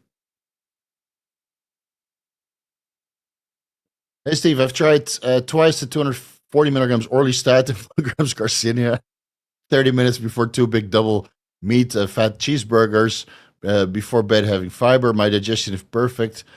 Should I be shitting oil? So if you take the carcinia and the fiber, then the orlistat, the preventing the lipase enzymes that would otherwise break down the fat and allow you to absorb it. If you take orlistat by itself, then obviously you would get very oily poop. But if you take the carcinia and the fiber, this would literally bind up the fat, and then you poop normally. So, but this is a total hack, obviously, and I still do this to this day. I went to Cheesecake Factory last weekend and had what was it? A double bacon cheeseburger with extra bacon, and they have two kinds of bacon. So extra bacon and the thick bacon, so double bacon, double. I had two kinds of bacon, double, and then an extra egg on top and an extra patty. I was hungry, bro, and I knew I was going to fast this week. Um, so my hamburger was literally this tall. And then I had, what was it, sweet potato fries on the side. So I had no regular fries, but sweet potato fries. And then a cheesecake afterwards. So I did the exact same thing, man. Oh, no, I took 120 milligrams orlistat and 5 grams Carcinia Cambogia. And then I had maybe 5 grams of fiber with senna tea before bed. So you get the 5 grams of psyllium husk fiber. You mix that in the senna tea. And then the next day, solid bowl, fucking disgusting. Yeah. But I woke up the same weight. My wallet was lighter though on all the pharmacology and the extra padding on my hamburger. But yeah, man, I'm too old, man, to gain any fat. Don't want to do hours of cardio anymore. Don't have time for that shit. Best training split and rep range for cutting. Whatever that keeps the muscle, I guess. I know you guys want cookie cutter answers. I'm not your coach. I always did a blood split, but my legs are lagging behind. I'm a 600 test and 300 mass gram weekly. You will not gain any muscle size, especially leg size when you're cutting. It's just part of the game. So, whatever gave you good strength and good muscularity, keep doing that. Keep doing that. Cut your calories down and find a way to keep your lack mass by not doing strenuous cardio sessions, just keeping your steps up. So you maybe do 20 to 30 minutes cardio and then keeping your steps at around 10,000 steps per day.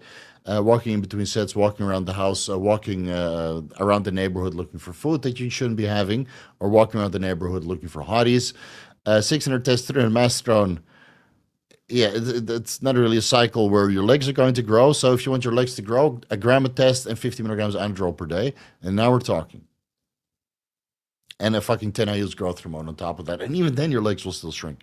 So the best training split and rep range is the one that got you big in the first place. And then you all have to do is to maintain that, because whatever got you big will keep you big while cutting.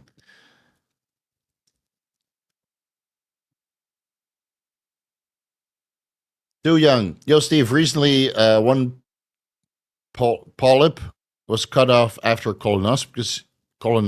Does growth hormone cause an increase in new polyp in the colon? Shall I continue to use growth hormone? I have no idea. That's not something I researched when I was researching growth hormone. So again, go to PubMed, type in exogenous growth hormone polyps colonoscopy or colon or something like that, or ask perplexity, because I don't know. I don't know. I have no idea. So sorry I can't help you there. But again, I'm not a doctor. And this is not a common occurrence from growth hormone. I love babies or in pediatric hospice. What? Can you run into issues if your carbs are low and not quite keto, as you would be bordering it? I can imagine make yourself feel rough. Yeah, if your carbs are a little bit too high and you're not fully fat adapted, then it kicks you out of ketosis all the time. But I'm so fat adapted, I'm always in ketosis that I can literally eat 1,000, or not 1,000, but 100 grams of carbs and still be in ketosis. But that everybody's different. I've been doing this a very long time. Mr. HUO, AI is a game changer, and it's what I've been using to determine all my costs for moving to Bangkok. Yeah, you can find out so much things with AI. It's absolutely amazing, dude. It's absolutely amazing. I'm sure it will replace us at one point, but for now, I'm going to leverage the shit out of it. Thyroid levels even lower on 25 micrograms T3, 88 micrograms T4, 49 total T3, had 70 T3 no less. I don't even know how to interpret this. Guys, do me a solid. Write this fucking out so I can read it, because I can do shit with that. So you just lost $5 because you don't know how to read spell English. I don't fucking know what you mean, man. Hey, Steve, enclomiphene 1 double serum level has the same effect as test to... Fuck's sake, dude. I'm not in the mood today. I'm gonna be honest, dude. I'm not in the fucking mood today to deal with you guys' retardation of not knowing how to spell or how to ask simple questions. Testosterone will triple or quadruple your serum levels. You'll end up at 2,000 to 2,500 nanograms per deciliter. And clomiphene at maximum, you get 1,500 nanograms per deciliter. And what do you recommend for testicular shrinkage when using testosterone? HCG and FSH. I have a video on this. It's called Why I Prevent My Balls from Shrinking. Hey, brother, glad to hear your wife is safe. Funny thing is, my wife and I would immediately save our cats first as well. Yeah, so I first had to assess if things were falling off of it. But then by the time I came outside, I was already, I think, 15 seconds into my testosterone injection and sitting down for 10 seconds, assessing the shaking and determining where it was coming from. Then about 5 seconds walking through the house, and then running downstairs, running outside. I had 10 seconds left, and then the earthquake was over, and I didn't see anything fall down. So I didn't feel the need to rush back in to get my cats. Yeah, but that's what I would have done if it was severe, and then I might have died saving my cats. Oh well, it was for a good cause. Actually, this building is not that heavy. I could have lived. Maybe got a leg less or an arm less. Question for you. How do you teach a client? Dude, you're a member, right? You don't need the super chat, bro. It's no need. Question for you. How do you teach a client to gauge the need for deload week? Getting a client to understand when you're in a position to need a rest or deload can be very challenging. When mood starts to decline, when sleep quality starts to decline, when progress in the gym starts to decline, and when the client is stubborn and they don't want to listen to you, I literally tell them. So when clients become stubborn and they start acting like children, knowing that they know better or pretending that they know better, this is the time for a deload. Yeah, but no, fuck you. I'm the coach. You just pay and listen. Shut the fuck up. You're not allowed to train for a week, or at least train at 50% intensity. Yeah, but I can't do that. Okay, then find another coach. Fuck you. What's the point? Uncoachable. To keep the money or send them back. There's plenty of coaching clients to go around, man. It's not a, it's you shouldn't have to argue with these clients. If they know better, let them figure it out. Let them figure it out. I have these clients as well. They you tell them this, and then a month later they came back. They did this, and they didn't get the results they were after. So I tell them, why don't you do the exact same thing that I would recommend it to you a month ago? Okay, they go give it a try, and then a month later, now we're months down the line, then they get the results they were after. And then I tell them, I told you so, right? Yeah, but no, you're paying me to tell you what to do. You tried to figure it out yourself, and you couldn't get it done. So it's your loss. You lost time and money. Do I also need to remind you how dumb you are? So again, teach a client how to gauge for a deload. Sleep quality goes down, mood goes down, performance in the gym goes down, and they become stubborn like a child. Those four.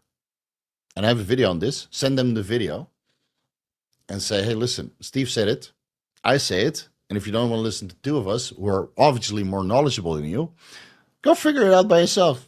Do it by yourself, bro. I don't have to. I understand I don't have to pay as a member, but friends don't take advantage of each other's business for free. They support. Dude, don't worry about it, man. Don't worry. Buy me a drink.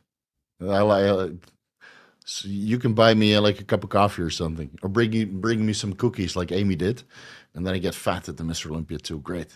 Start sweating profusely. So good, man. Don't do it again. Don't super chat me again, okay?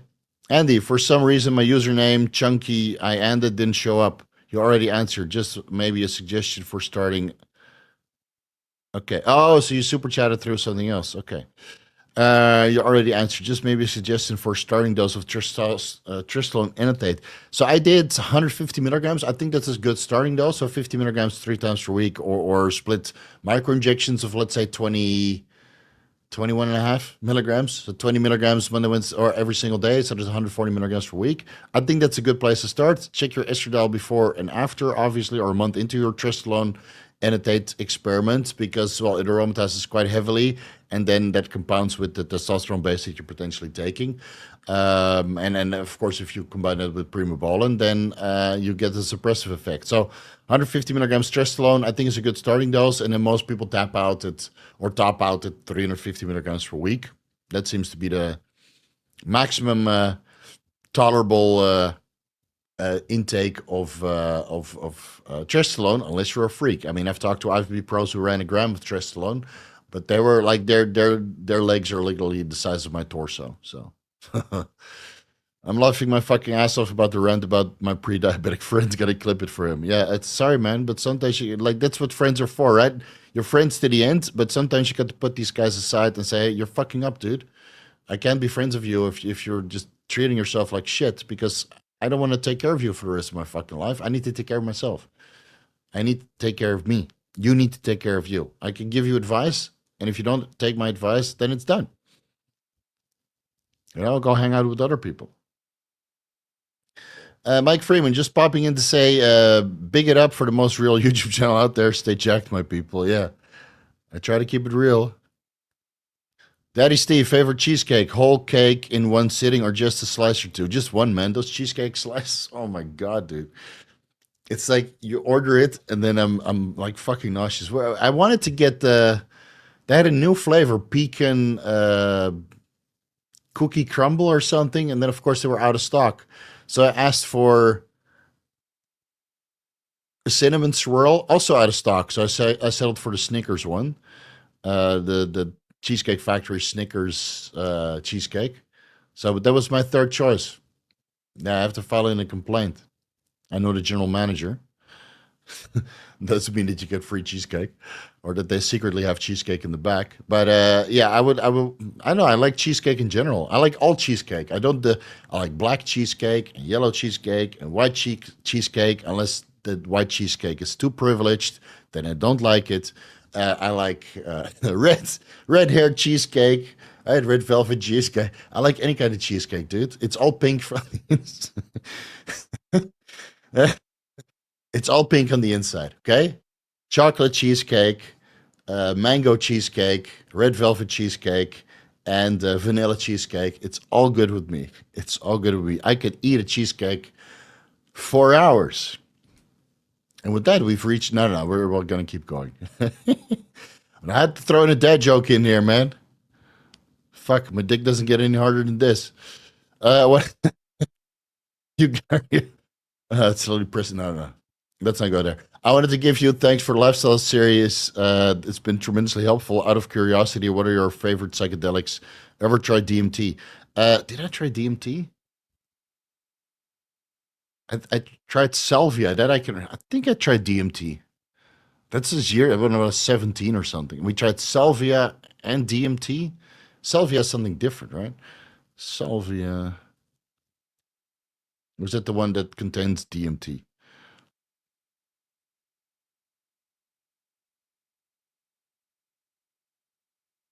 I think I did. I mean, LSD is my favorite psychedelic, hands down. It's the best. Microdosages, high dosages, and of course candy flipping or so it's mushrooms and MDMA. That was also a great combo. Yeah, it lasts about 6 to 7 hours. You have a fucking hell of a time. Yeah, if only it was legal over here. I'm doing it every weekend. Not every weekend, but maybe a microdose every weekend. But yeah, too bad. You gotta sacrifice some shit when you live abroad, man. Been running Retatrutide, 0.5 milligram every day for 7 days, and swapped to every other day and getting absolutely amazing results. Anecdotal evidence for length of using it. So the clinical trials, they go up to 48 weeks with dose escalation upwards and then down. And the total clinical trial duration is like 2 years and 12 weeks, but that one hasn't been completed yet. I think the ones that have been completed are 48 weeks. And then the ones that are upcoming are longer lasting. So the Retatrutide deep dive Monday, stay tuned for that. And anecdotal evidence of length of use. Man, I've used, I think, liraglutide for like 4 to 5 months straight. And then I took it out and got fat.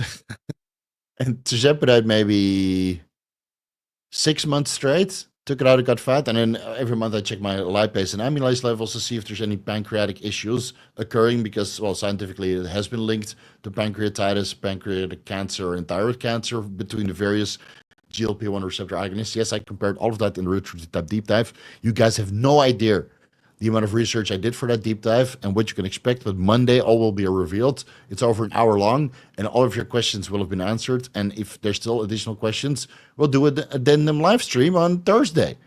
So yeah, I know people that have been on GLP-1s for years, prescribed medically, years, and they're fine.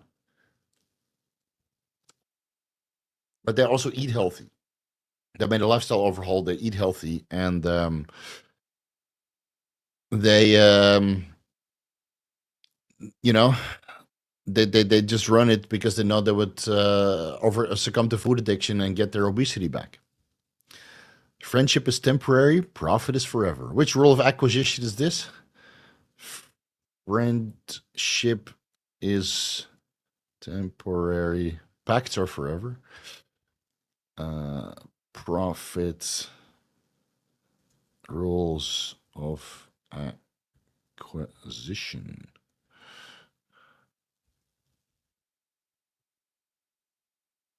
Friendship is temporary at 124. Is that 124? Memory Alpha, let's go. I need to get that book, man. Never place friendship above profit. Let's see. Hey, wait a minute. Is that these are not the full rules?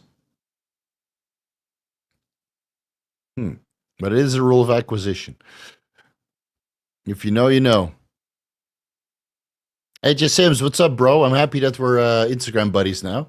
Steve always has solid answers, great advice ahead of the times and research for most. Great stuff. As always, my friends, just sending some encouragement your way. Keep it up. Amazing work. Thanks so much, man. Thanks so much. I will contact you soon for a podcast club. We should definitely have a talk publicly for a couple hours because I'm sure we have a lot of cool stuff to share. Yeah, stay tuned.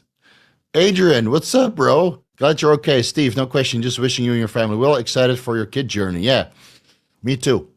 I can't wait. I can't wait to have an excuse not to work anymore. Where's Steve? Playing with his kid, playing with Lego, bro. Playing with Barbies. Yeah, I can't wait, man. I can't fucking wait. My wife is full pregnant now. Like she's getting that baby belly. The baby's already over a kilo in weight, but in going in the right trajectory. Not too heavy, not too light, and the pussy will not be destroyed. Hopefully, by the time she gives birth. Yes, we're going for a natural birth, unless there's an emergency we need to do a C-section. But I think we got everything covered. So yeah, I'm really looking forward to it. We'll do one more holiday in 2 weeks to Bali as the absolute last holiday without kids. I know I've been saying this for the last 2 years, but we went to Bali without kids, and then Dubai without kids, and America without kids, and Japan without kids like 3 times. And where else did we go? China without kids. But this will be the last one without kids. So we're gonna go fucking ham. I've got 3 villas, dude. Like the first one is 200 square meters. The second one is 150 square meters, and the third one is 110 or 120 square meters. And we start at sea level, and then we go to the middle of the island, and then to the top. And the one at 100 at the island of or the mountain of Bali has like an infinity pool of 360 degrees. And well, Adrian knows how much that would have cost. So thank God for crypto, man. Thank God for crypto. I'm not gonna do shit. No temples. No, just fucking lounge areas. Maybe a little bit of gym. I'm just gonna fucking kick back, put my feet up, smoke cigars, get fucking hammered, and enjoy the ride. Yeah, but we're okay, dude. We're okay. I hope you are enjoying those cruises, Adrian. I know you're doing a lot of cruises lately. It's looks like a lot of fun. I'm on zero point 0.3 milligrams every other day and loving it. I also like to know if I can just stay in this forever. Of what? What are you on? 0.3 milligrams every other day. Adrian,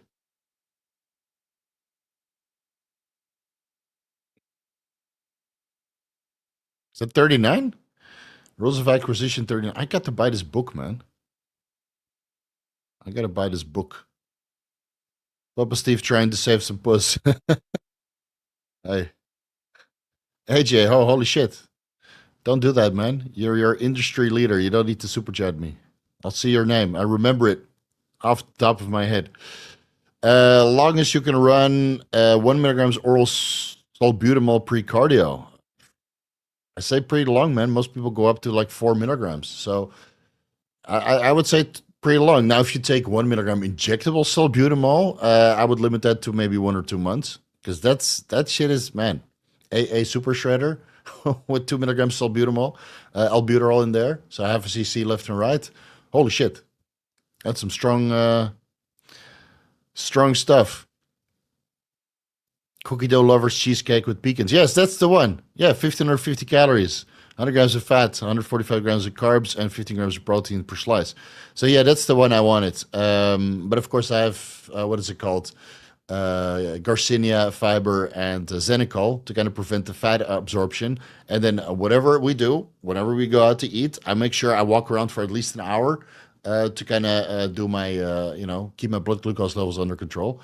Because otherwise, well, when I eat hard, obviously. So I do get my cardio in, and then I prevent fat absorption with every little diet hack or every little supplement hack or medication hack I can get away with. Because, yeah, otherwise it's too much cardio for me, and then my legs are even smaller than before.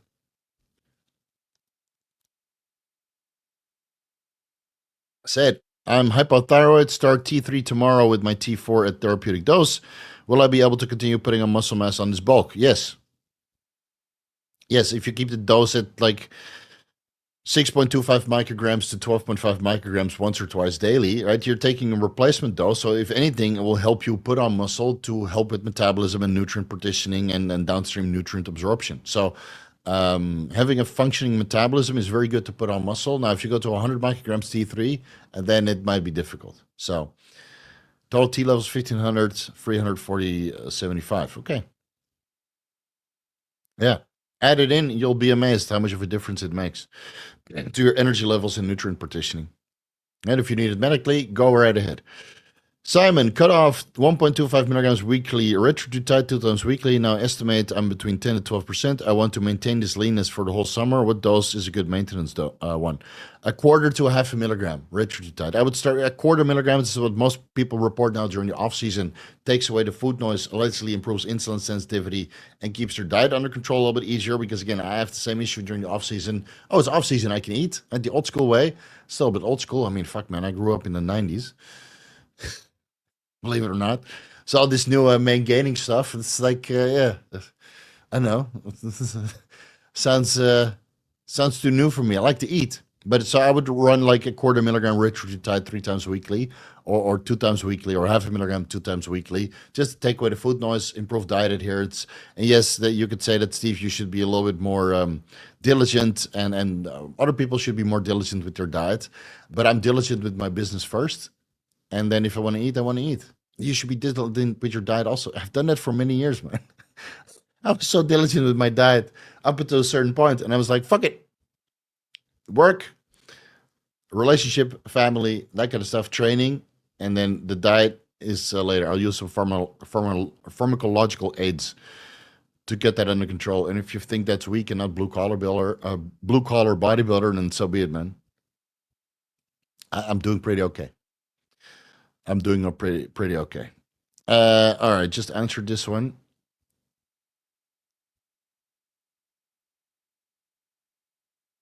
Friendship is temporary, profit is forever. Sounds like Trump. Eh, hey man, if you want to be successful, you got to step over a few people, dude. It's part of the game. Can you run a low dose Clen of 150 with 150 milligrams per day Mirabegron, just like some Clen? I like some Clen just for the rush. Jesus Christ. Yeah, I think 20 to 40 micrograms Clenbuterol and 150 milligrams Mirabegron. So you take 20 micrograms with 50 milligrams, 20 micrograms Clen with 50 milligrams Mirabegron twice per day, morning, afternoon. And then Mirabegron you can actually take before bed, because Clenbuterol would keep you awake if you take it before bed, but Mirabegron does not. Still, it'll take like 2 milligrams albuterol instead of the Clenbuterol, but it's entirely up to you. Oh, Reta. Okay, so you take, let's see,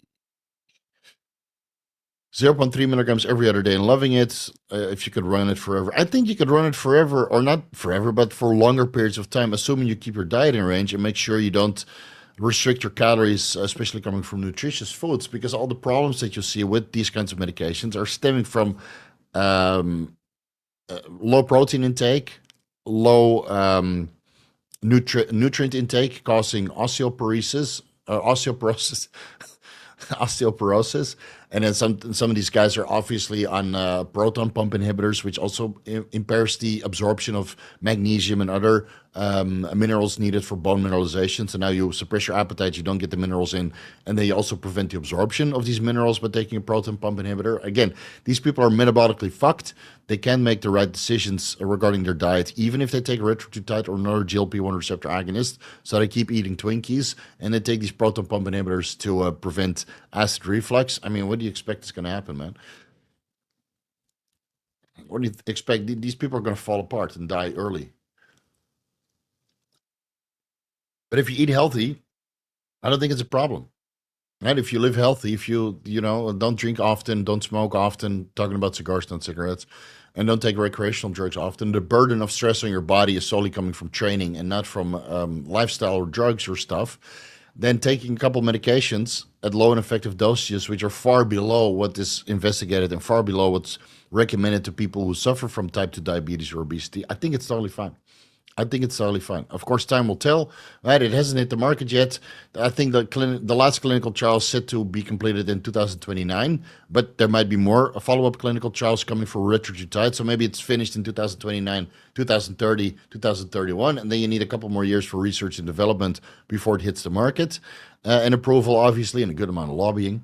Hey, you need a good amount of lobbying to get that through. All right, so expect it to hit the market in 2030, the earliest.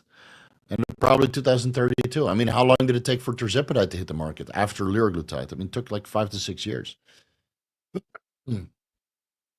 So, and get it from the sponsors, the board sponsors, and yeah, skip the queue.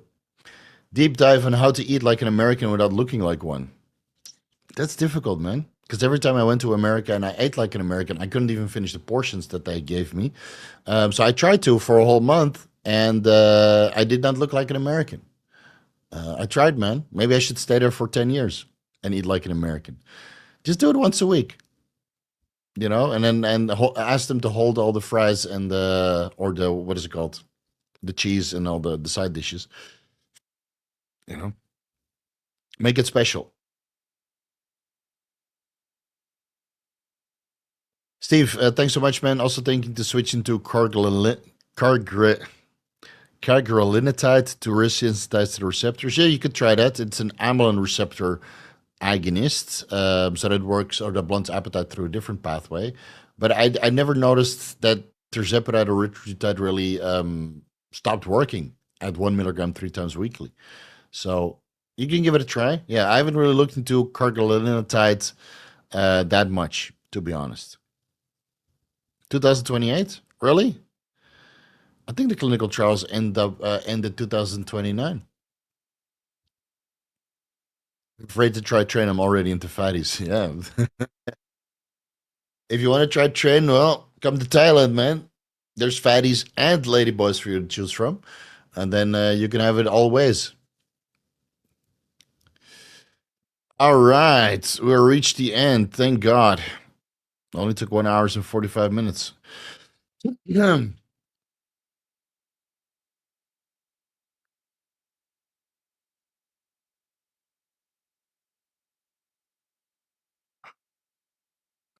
Anything in particular you like to do when getting into your study? Music, total silence. I listen to female K-pop. It's the only I put it very low, but I can hear all this fucking K-pop in the background. I've been living in Asia too long, man. It's I don't know what happened. Um, yeah, so that's what I do. I put on like a female K-pop playlist for 2.5 hours in the background, and then I start studying. And it's very dynamic music, just like melodic death metal. But melodic death metal always makes you want to train. So K-pop is the closest pop that you can get to having the melody change all the time. So it's constantly changing. It's like 4 songs, 5 songs in one, just like melodic death metal. That's like 4 to 5 songs in one, and that's what I like. So yeah, shame on me, but no shame. That's what I do. It's the goddamn truth. Not total silence. If you have total silence in the house, that means you get to listen to Bangkok. So that's the street dogs and the birds and the car honking and the markets on wheels, right? They come sell fruit or ice cream or every fucking 30 minutes, dude. It never ends. So yeah, I play a little bit of K-pop in the background, and then sometimes I play some 70s music. So yesterday I was listening to one song, and then I told my wife, "said This is nothing like Celine Dion and what's your name? Um, Not Bobby Brown, Whitney Houston." It's like, you know what? I should play some fucking Whitney Houston right now. So I went through Whitney Houston for about 2 hours. That was great. Oh man, that's some real fucking music right there. And then I continued with the deep dive. That's how I prepared for the Mots-C deep dive. So if it sounds like Whitney Houston when you're watching the deep dive, that's exactly what I was listening to. Yeah, good stuff. Check your E2. Dude, it's 220 picograms per milliliter, man. You guys, fuck you guys. Honestly. Steve, if you do this Epicatechin and 1K11 and follistatin in 3 for 4 experiment, you can only run testosterone. Okay, fuck you then, So I just take 625 tests, and now my estradiol is 220 picograms per milliliter. And if this guy don't come back, I'm going to start a GoFundMe for another $5,000 to have this removed again for the second surgery, and then I will not make a video or do a consultation or personalized advice by email. I'll take all the ebooks down. Actually, I'll take all the videos down until that GoFundMe is paid for because you wanted it. You guys gave me gyno, and now you pay the price. Now you fucking pay for it. So yeah, my estradiol went from 140 to 220. Thanks so much. You know what? My dick still works. You know what? My mood is still great, even though I'm a little bit pissy sometimes, a little bit more irritable than usual. little bit of scar tissue in my lower chest, but no lumps and bumps. Nothing new. No, so it's totally fine, man. I don't understand why all these guys have so many issues with high estradiol. But then again, my wife's fucking hot. It helps also. Fucking hot, dude. Doesn't matter how low my or high my estradiol is. I starting to lose my voice again. I've been how much? I did like 7 hours of consultations this week, and then I recorded the podcast and like 4 videos. Yeah, and then I was on the phone with family and friends, obviously from the the earthquake because you know everybody's like, "Hey, how's it going?" And then you have to explain the same story again. And then the next person asks, "Hey, how's it going?" I wish I could do a conference call with everybody, but yeah, now it is with family. This person doesn't talk to that person, and that person doesn't talk to this person. So you have to call everybody separately. You guys have the same thing, right? Everybody in your family hates each other, so you have to. This is one of the reasons why I'm in Thailand, right? Uh, I have to call my sister separately, and my dad separately, and my mom separately, and then other family members separately. And my friends obviously they don't know my family, so like on the phone for like fucking 4 hours just to tell people that you're okay. Just watch the goddamn Instagram story, man. Jesus, I'm losing my voice. I have to cram a lot of for a licensing exam in a week. Will some max helpers, new pep more. Bromantane, hands down, man. 50 milligrams bromantane. I mean, it's like amphetamines. Let's be honest. But you can get so much done. Uh, Perplexity or Grok, AI, and bromantane. That dude, and K-pop in the background. It's you will accomplish so much, dude. You will accomplish so much. I fucking 100% guarantee it. Trading cryptocurrency, that's the way. Preparing deep dives, that's the way. Trading for a licensing exam in a week. Throw the Sumax away. New Pept is okay alongside bromantane. New Pept, bromantane, K-pop, and what was it? Perplexity. You will, you'll be a fucking killer, dude. Nobody can beat you. Yeah, Addies. I wish those were legal here. I wish those were legal, but unfortunately, no. I went the whole week only working out the Doobie, only working out to the Doobie Brothers. Totally not my typical gym music. Doobie Brothers. Rock band. Hmm.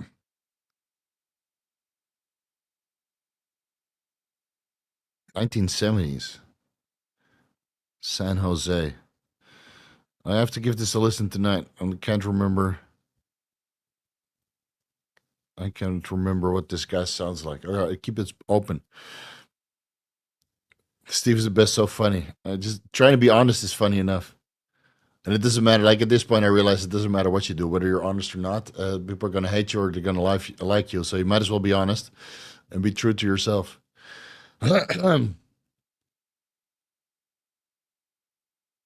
Does Debo still have a place in bodybuilding? I mean, I think it's F tier, but people love it. But people love it so much that I got crazy for the anabolic roundtable of us putting it in F tier, and they lost their freaking minds. I had to ban a couple people because they were very disrespectful. So you take what you take, man.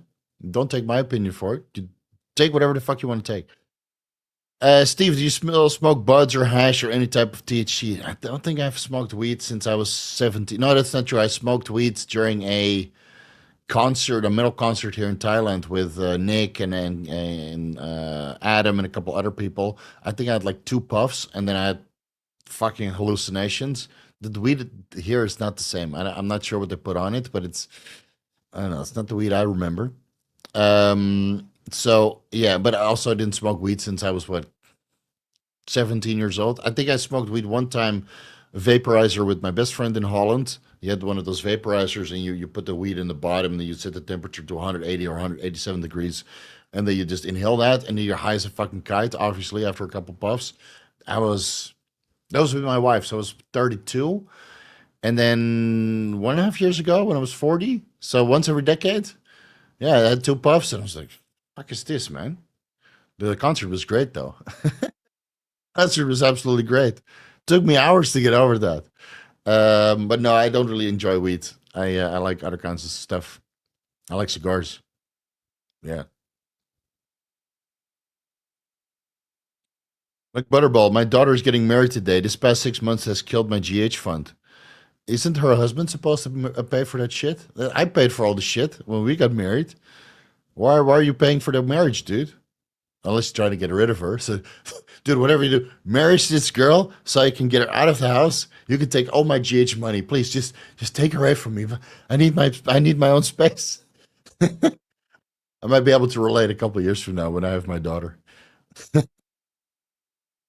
Please, bro, beg of you, marry her, knock her up. I don't want to see her again. 6 months of GH fun. I mean, it's GH is cheap, man. What are you doing? As a response to a comment I made over a weekend, did you stop promoting OTC? No, there was just no sales.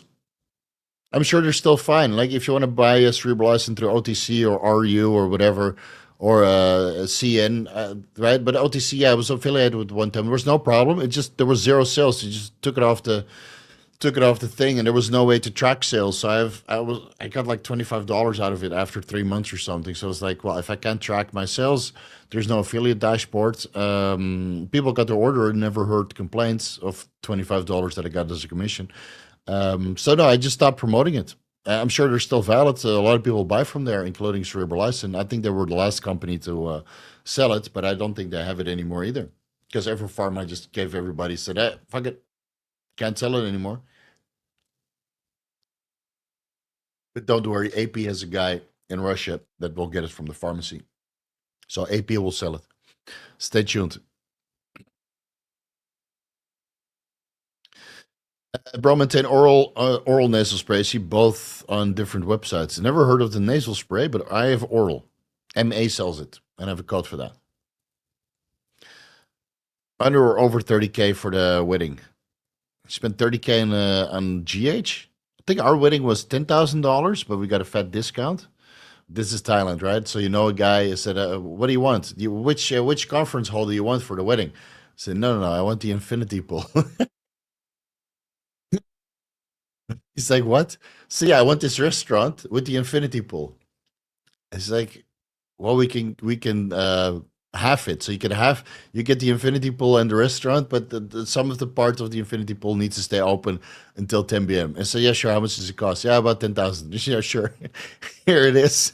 So we had our wedding at the infinity pool, dude, at the Easton Grand Hotel next to Safan Taksin BTS station. Yeah, with 130 bodybuilders. So you know people, you can get shit done, man. And then luckily we broke even, so I think we got about $8,000 worth of gifts. You know, you give the red envelope, right, the RSVP, and then they give a little bit of money back. And of course, good friends gave like $500 or $1,000 or something like that.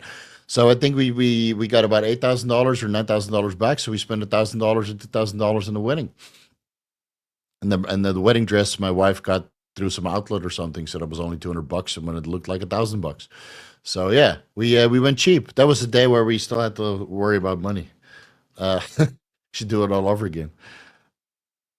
So funny, like I go to the US, I spend $25,000 in a month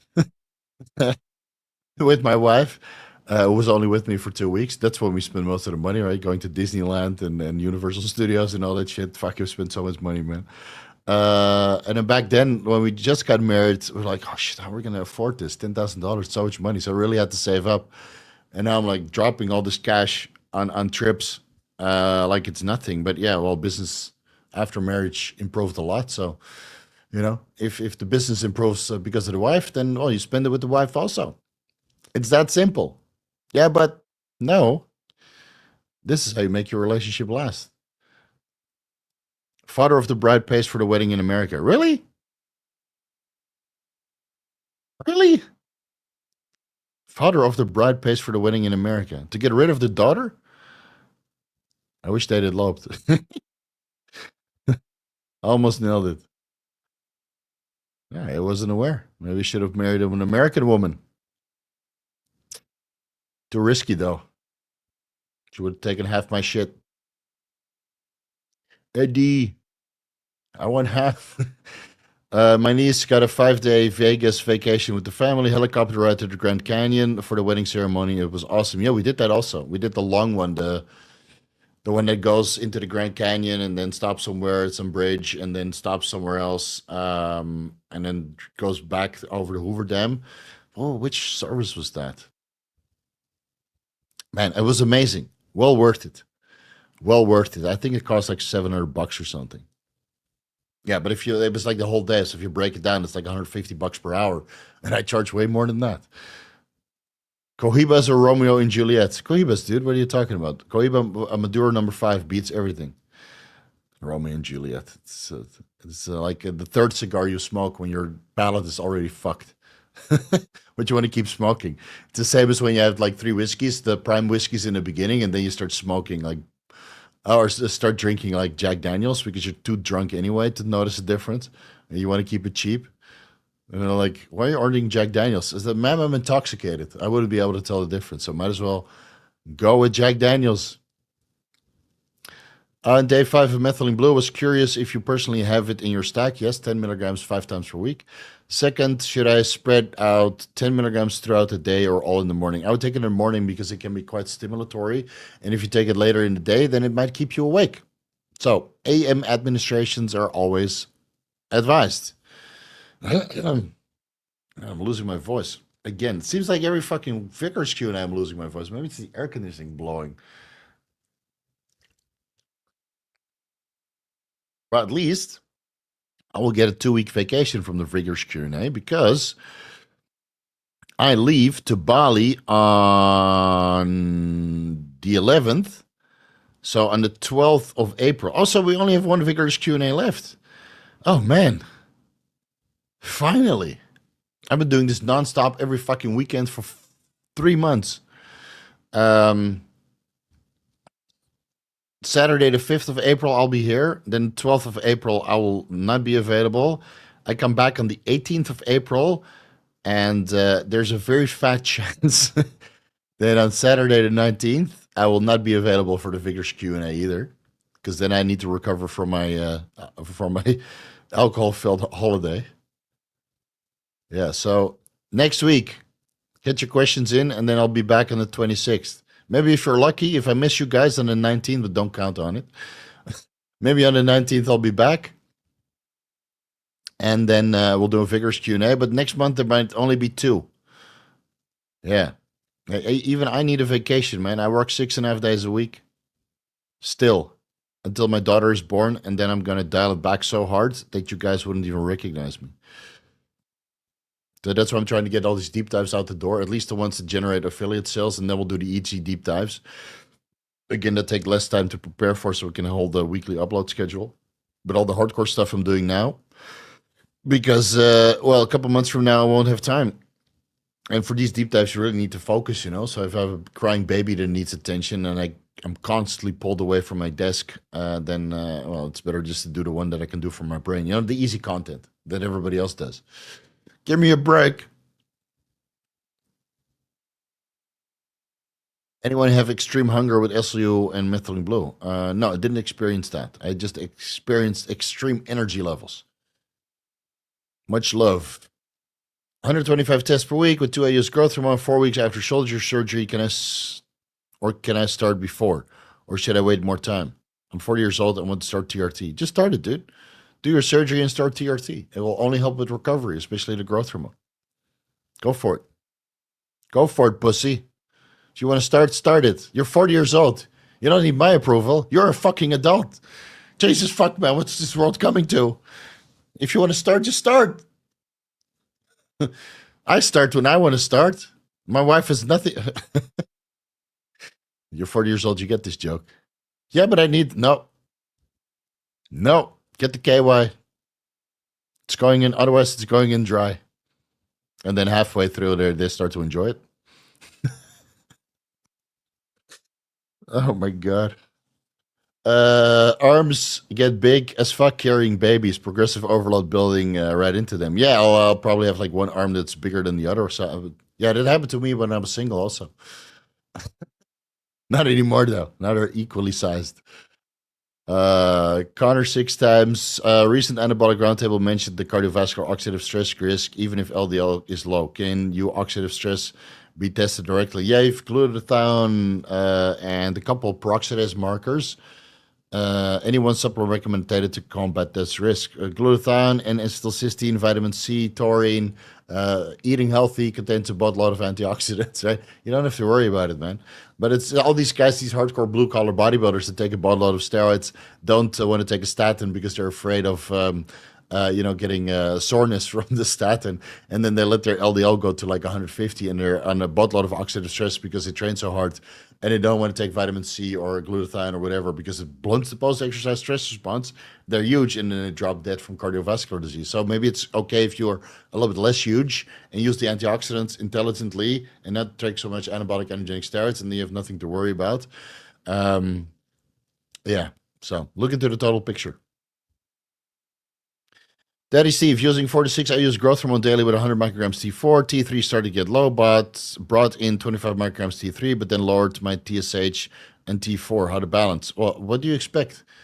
You're taking T3 as the negative feedback to TSH. So split up that dose of T3, 12.5 micrograms morning and afternoon, and your TSH should be normal, assuming that you bring your T4 down to 50 micrograms.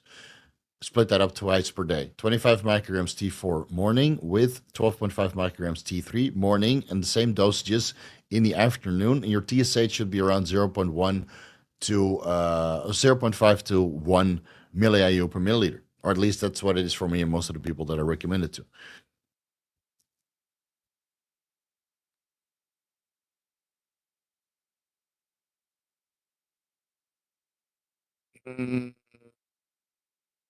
Does a better pump result in more vein growth? Like vascular endothelial growth factor? Angiogenesis? Can't remember reading anything in the research. Maybe.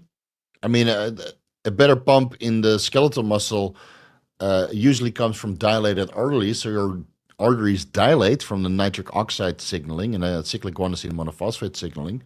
So your veins will be more dilated. Blood pressure management is better, and thus the pump is better for more blood flow into skeletal muscle. But does it cause angiopoiesis and promotes vascular endothelial growth factor levels to increase? I'm not entirely sure. Didn't really look into that. TB500 does.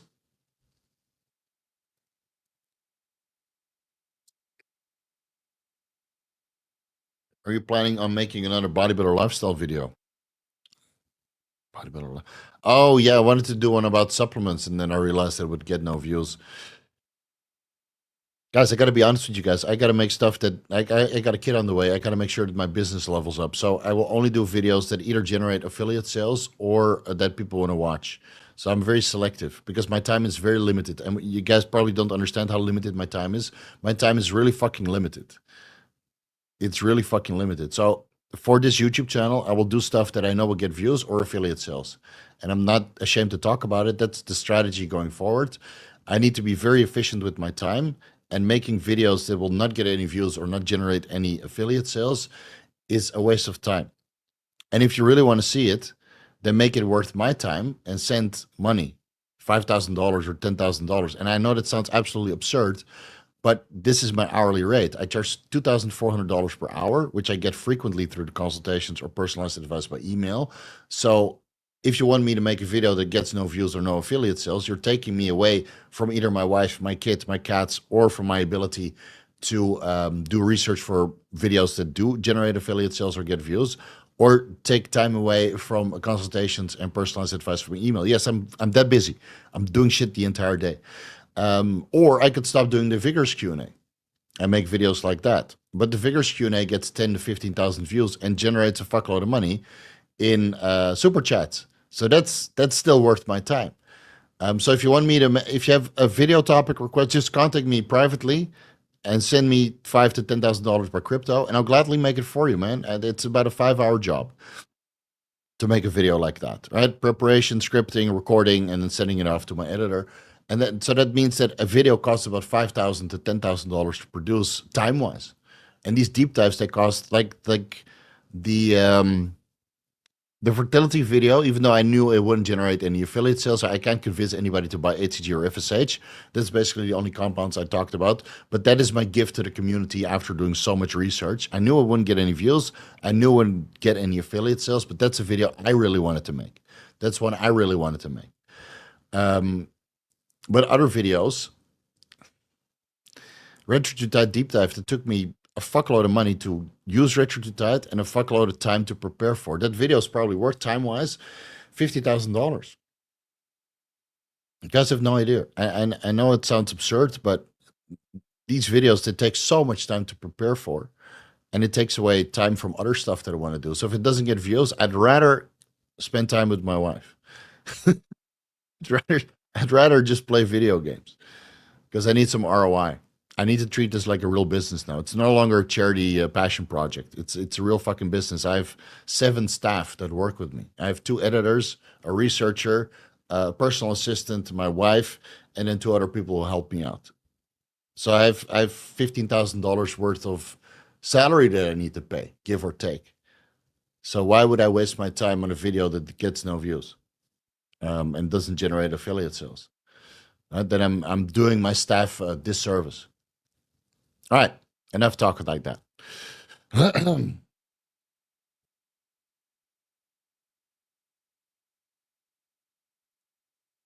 What's the point of making all that money if you can't spend it having fun with people that you care about, making memories? This process. Yeah, I highly agree. I highly agree. But you got to remember that I'm 40 years old and I've made a fuckload of memories, more than most people. I traveled the world, literally. I've been to fucking cool places with my wife over the last 10 years. Like we plan in a holiday that's quite extensive every 3 months or so. Then we make small little trips. We go out every weekend. So I'm not getting short, right? Working 6 days a week, I'm totally okay with that. I'm spending all the time with my cats that I need to, right? I play with them in the morning, afternoon, and evening. After this live stream is done, I'll go downstairs and play with them for about 30 minutes. And I give some good pets. I'm always available for my wife on Wednesday evening and Sunday the entire day. And then the rest of the time I work. Do I need to work? No. Do I need to work? But I don't know what else to do. I've done all the cool shit already, as silly as it sounds. So I'd rather just work. And then when I have a kid, then I'm really going to wind down because I want to be with my kid 24/7. I want to do private tutoring. I want to do sports or going out to the places, dropping them off to school, or all the stuff that I didn't get because my parents were working because they didn't have enough money at the time. I have more than enough money to retire. But until that point comes, this was my fucking ultimate goal. I will work until I have a kid or kids, and then I'm going to take it fucking easy. And then whatever free time I have, I'll spend on work to make a little bit more money because I fucking love making money, man. I'm not going to lie. But it has to make sense. It has to make fucking sense. Guys, I've done some fucking cool shit in my life. The only thing I still want to accomplish is buying a bigger house, and it takes time. I'm preparing for that.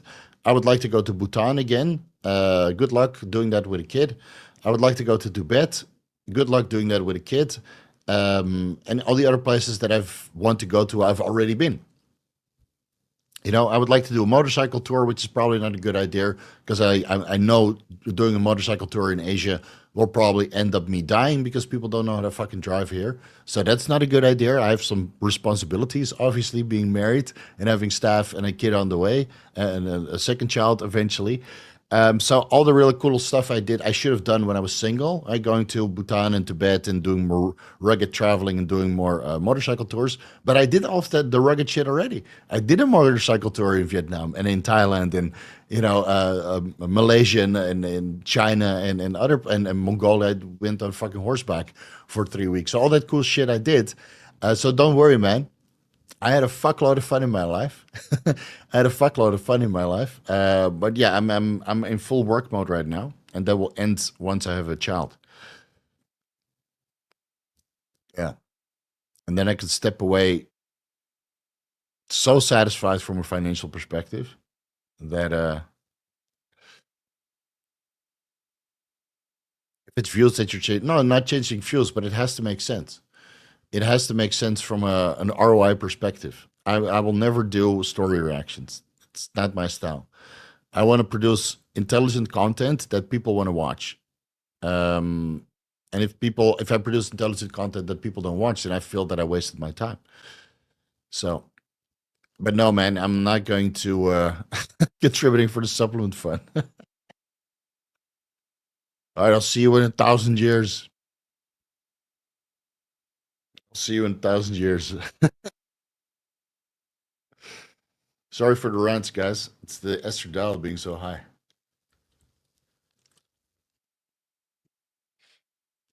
Fuck no, story reactions. I did a couple reaction videos and I felt dirty every time I made it, you know?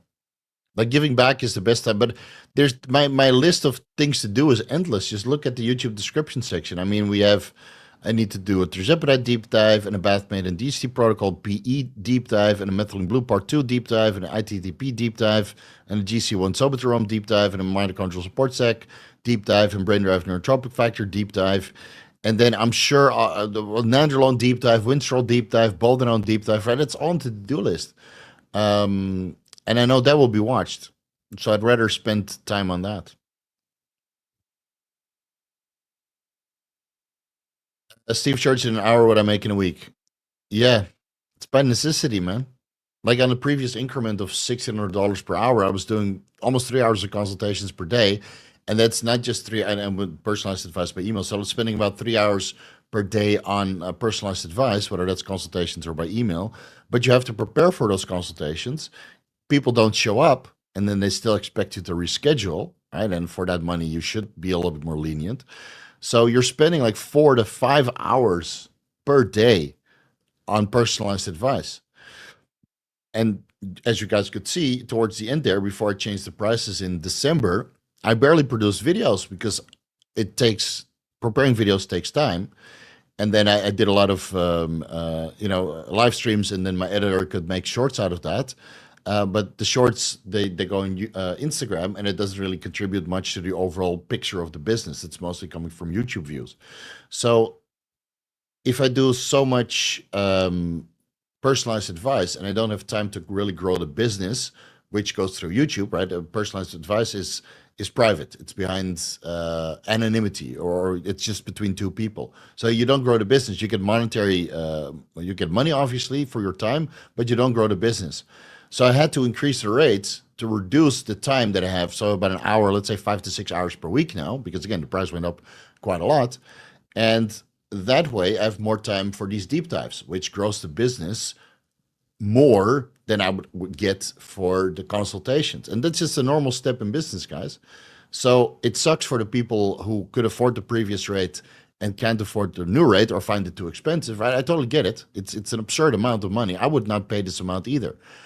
But if I didn't do this, I would be doing 7 hours of personalized advice by this time, because usually in March it starts to pick up. And that means I had no videos. And then I'm in the same situation as I was when I started this YouTube channel. I start the YouTube channel, it gives out some information, and before you know it, you have 50 clients and you don't have time for anything else. So you increase the rates, and then you increase the rates again, and again, and again, and again, and again, and again, and again, until it stops. And it stopped for a bit. Right? I had maybe a couple hours per week, and now it's picking back up again. So imagine if I have 3 hours on this new rate of $2,400. Guess what? It will increase with 50% to what will it be? Times 1.5, $3,600 per hour. And I will get it. Believe it or not, I will fucking get it a couple times per week. There's always people out there who are richer than you, whose time is more valuable than yours. They make millions of dollars every month, and they're like, $3,600? That's nothing. I spent $100,000 on a watch, and I didn't even think about it. These people are out there as well. And so I price myself, I 100% agree that I price myself out of the bodybuilding community, but it's by necessity. Otherwise, I'll be on the phone for 6 hours a day. And I try to tell this to other people, like Dean and Kurt said, they do consultations as well. This is why I wanted to get those guys on board. So guys that couldn't afford my rates or found it too expensive, they can do a consultation with Kurt or Dean. I mean, they're excellent educators, right? They have all the information I have, or their unique spin on the information, but they're significantly more affordable. So a lot of guys, I know probably hundreds of guys pivoted from me because I'm too expensive or they don't want to pay that money. they go to Dean or Kurt. It's totally fine. It's a free market, right? If I'm unaffordable, go to somebody else that's just as knowledgeable and pay less. That's totally fine. I'm happy for those guys that they got my residual business. That's why I wanted to get them on board. And now they have to, because of that, they have to increase their rates as well because they get more exposure through this YouTube channel. And so, um, and they'll probably have to start increasing their rates as well eventually as they get more popular. It's just normal. And let's be fucking honest, the dollar is just denominating hard. Like, you know, the dollar is it's worth fuck all after Biden.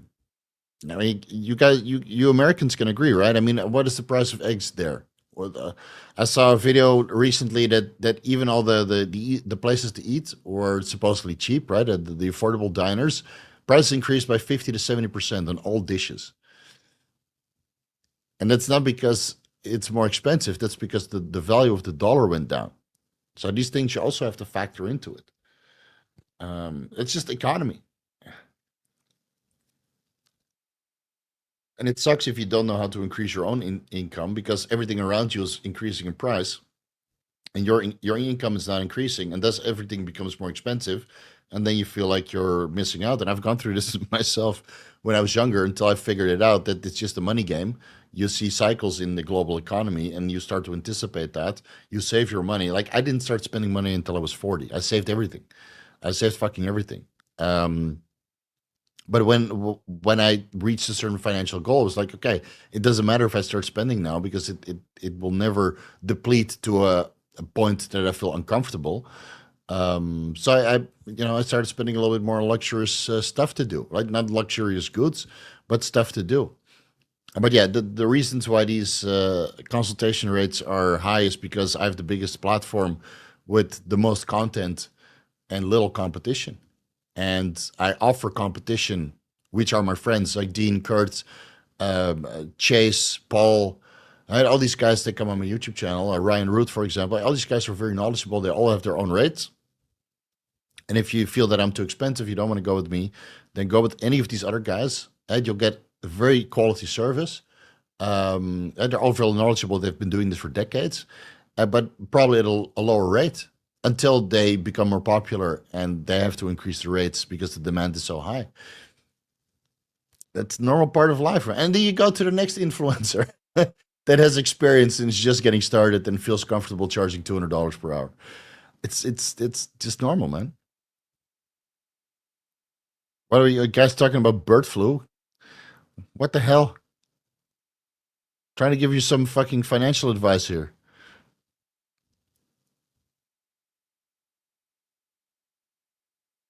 Uh, Wrong. Goodbye. How much cheesecake can you buy for $3,600? A lot. Yeah, a lot. A lot, a lot, a lot.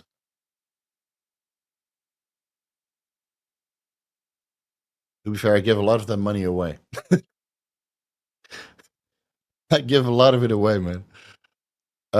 You also know your worth. It's not a bad thing. I definitely respect your honesty as well. Yeah, I mean, there was a day where I charged $50 an hour. So, like for all of you guys out there that think that it's insane, like sometimes I see the comments, right? That's like, I really respected you, Steve, but I can't believe you're charging like $1,000 per hour. And this is like a while ago, and then you see $1,600 and $2,400. You motherfucker, it's like, it's not my fault. It's just part of business. If anything, you should be happy that somebody can charge this much money by talking about performance enhancing drugs. We all love to talk about performance enhancing drugs. Now I've raised I think there's other consultation guys out there that charge around $2,000 or maybe even more. So it's possible because if it wasn't possible, I would have reduced the rates already. I would have reduced the rates to 1,600 or 1,000 or $500 per hour. Right? It's not there for just as a show off. It's not a dick measuring content. It's there as a deterrent. And if you want my time, then this is the rate. If you want me, to spend time on you with all my expertise that I have, then this is the rate. And I get it every fucking day. I get it every fucking day. So for all the guys out there that are afraid to increase their rates, take it from me. Increase your rates and the people will come. Build it and they will come. But you have to put in the fucking work, which I think I did over the last couple of years. I think I put in the fucking work more than most guys on YouTube, regarding the depth of the information. So, and I'm always here for the Vigorous Q&A to answer questions like how many guys can hold their own on a live stream? Not many. Not many. There's plenty of guys to do Q&As, but it's not live. They handpick their questions and then they throw in, the affiliates as fake questions like, oh, what do you think? Oh, you should take this fiber supplement. It's so transparent, dude. So how many guys can hold their own on a Q&A for 2.5 hours? I know I go overboard with the dad jokes sometimes, but that also shows that I can hold my own during a 1 hour consultation. I can go for hours, dude. I can do this all day. I could do this all, and you guys know this. For the guys that have, like Adrian, for example, Adrian Crook has done multiple. Well, he's probably no longer in the chat, already exited, but he's done multiple consultations with me that last 20 minutes to 40 minutes to 1 hour, and I just keep going, man. I have answers for most of the questions that are being asked, and I have solutions for most of the problems that might manifest. So that counts for something. There's not many guys in this space who can do that. Besides the guys that I just mentioned. All right, let's leave it there. Let's do a couple more questions and I'm out the door because it's late. Open a personal cheesecake factory. I looked into it. It's bad ROI. Emma, why don't you do roasted 19-year-olds? Now we're talking about money now, so it's no time.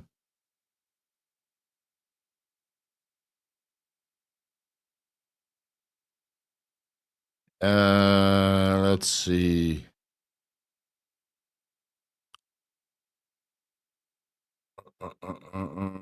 Yeah, Colton is getting more traction, but he is doing reaction videos. Like I told him, said it might be better to throw in occasional informative content to show that you know what you're talking about, so you can get more clients.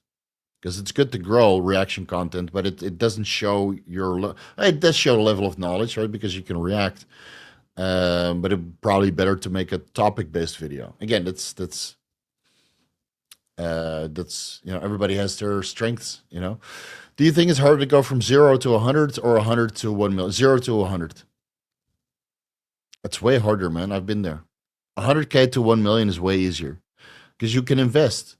And 100K you can last for over a year or 2 years even if you're don't spend a lot. So if you have 0, all the money that you get in, you literally have to spend on lifestyle, so you can't save anything. And then it takes forever to get to 100K, man. But from 100K to 1 million, you could do that in a year, even a couple months. It's just getting that first 100K. That's the hard part. That's the real hard part. And then it's hard not to get complacent when you have that million, and just keep grinding until you have a couple million. Because $1 million nowadays is not what it used to be in the 90s, man. Then they were I'm a millionaire, yay! I can fucking do anything. Now you're a millionaire, you can't even buy a house. Can't even buy a house, dude. Can't even buy eggs. A million today is not a million what it used to be. It's probably like fucking $250,000 or something. Yeah, from 0 to 100, dude. I had nothing when after I came back from traveling. Was it $25,000 left, and then I tried to look for jobs. I had for about a year in Holland, and then I had nothing left. And then on my last $5,000, I went to Thailand. Like fuck it. And then I met my wife, and I started coaching, and everything changed. So, it's sometimes you gotta take that fucking leap. And then otherwise, if I didn't meet my wife, I would have done something else probably. I had a little bit of income from this spice resale from China that I was doing. But then after a couple of months, it dried up also. And then I started coaching, and you really undersell yourself because, well, at that time I was 28, so that's 15 years of experience coaching a good amount of people, albeit super cheap. And then you slowly learn on the job a little bit more. But yeah, getting that first 100K, man, that took me way longer than the next step. And with that, let's leave it off here. I hope it can inspire you guys to make some money because it opens up a lot of doors. And just because you earn money doesn't mean you need to spend it. Right? There's three steps. First, you have to learn how to earn money by yourself, not by an employer. Second step is how you keep that money. Make sure that you pay the least amount of taxes, preferably zero, if possible. And then you have to learn how to invest that to let that money accumulate. And then there's a fourth step, is how you spend your wealth. And this is an art that most people will never master. It's called the low-key millionaire. There's many. I've met many. It's the best way to live because you don't have to give a fuck and you don't own anything physical. It's a very liberating feeling. So I can pack my bags, it's 30 kilos, and I can bounce the next day. It's not the case for me anymore, but I used to have a period where I could just live out of a suitcase. I owned fucking zero, right? I fucking owned zero. And it's such a liberating feeling. Right? Okay, you own a house, or you rent a condo or something, you have a good amount of savings, and you're like, if I want to leave tomorrow, if I want to go to Dubai forever, then I can go to Dubai. Or if I want to go to New Zealand, I can go to New Zealand. It's the best feeling in the world. But not many people get to experience that.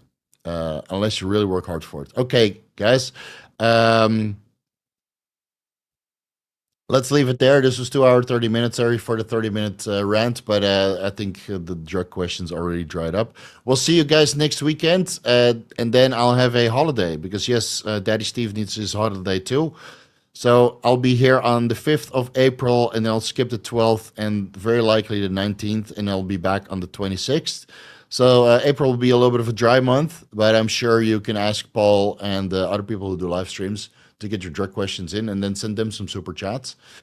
Maybe I should kick Chase, get out of his lazy lazy mode to start doing live streams again, so you guys can send him super chats and ask him some drug questions, and then get your weekend Q&A in. All right, guys, thank you much for joining in.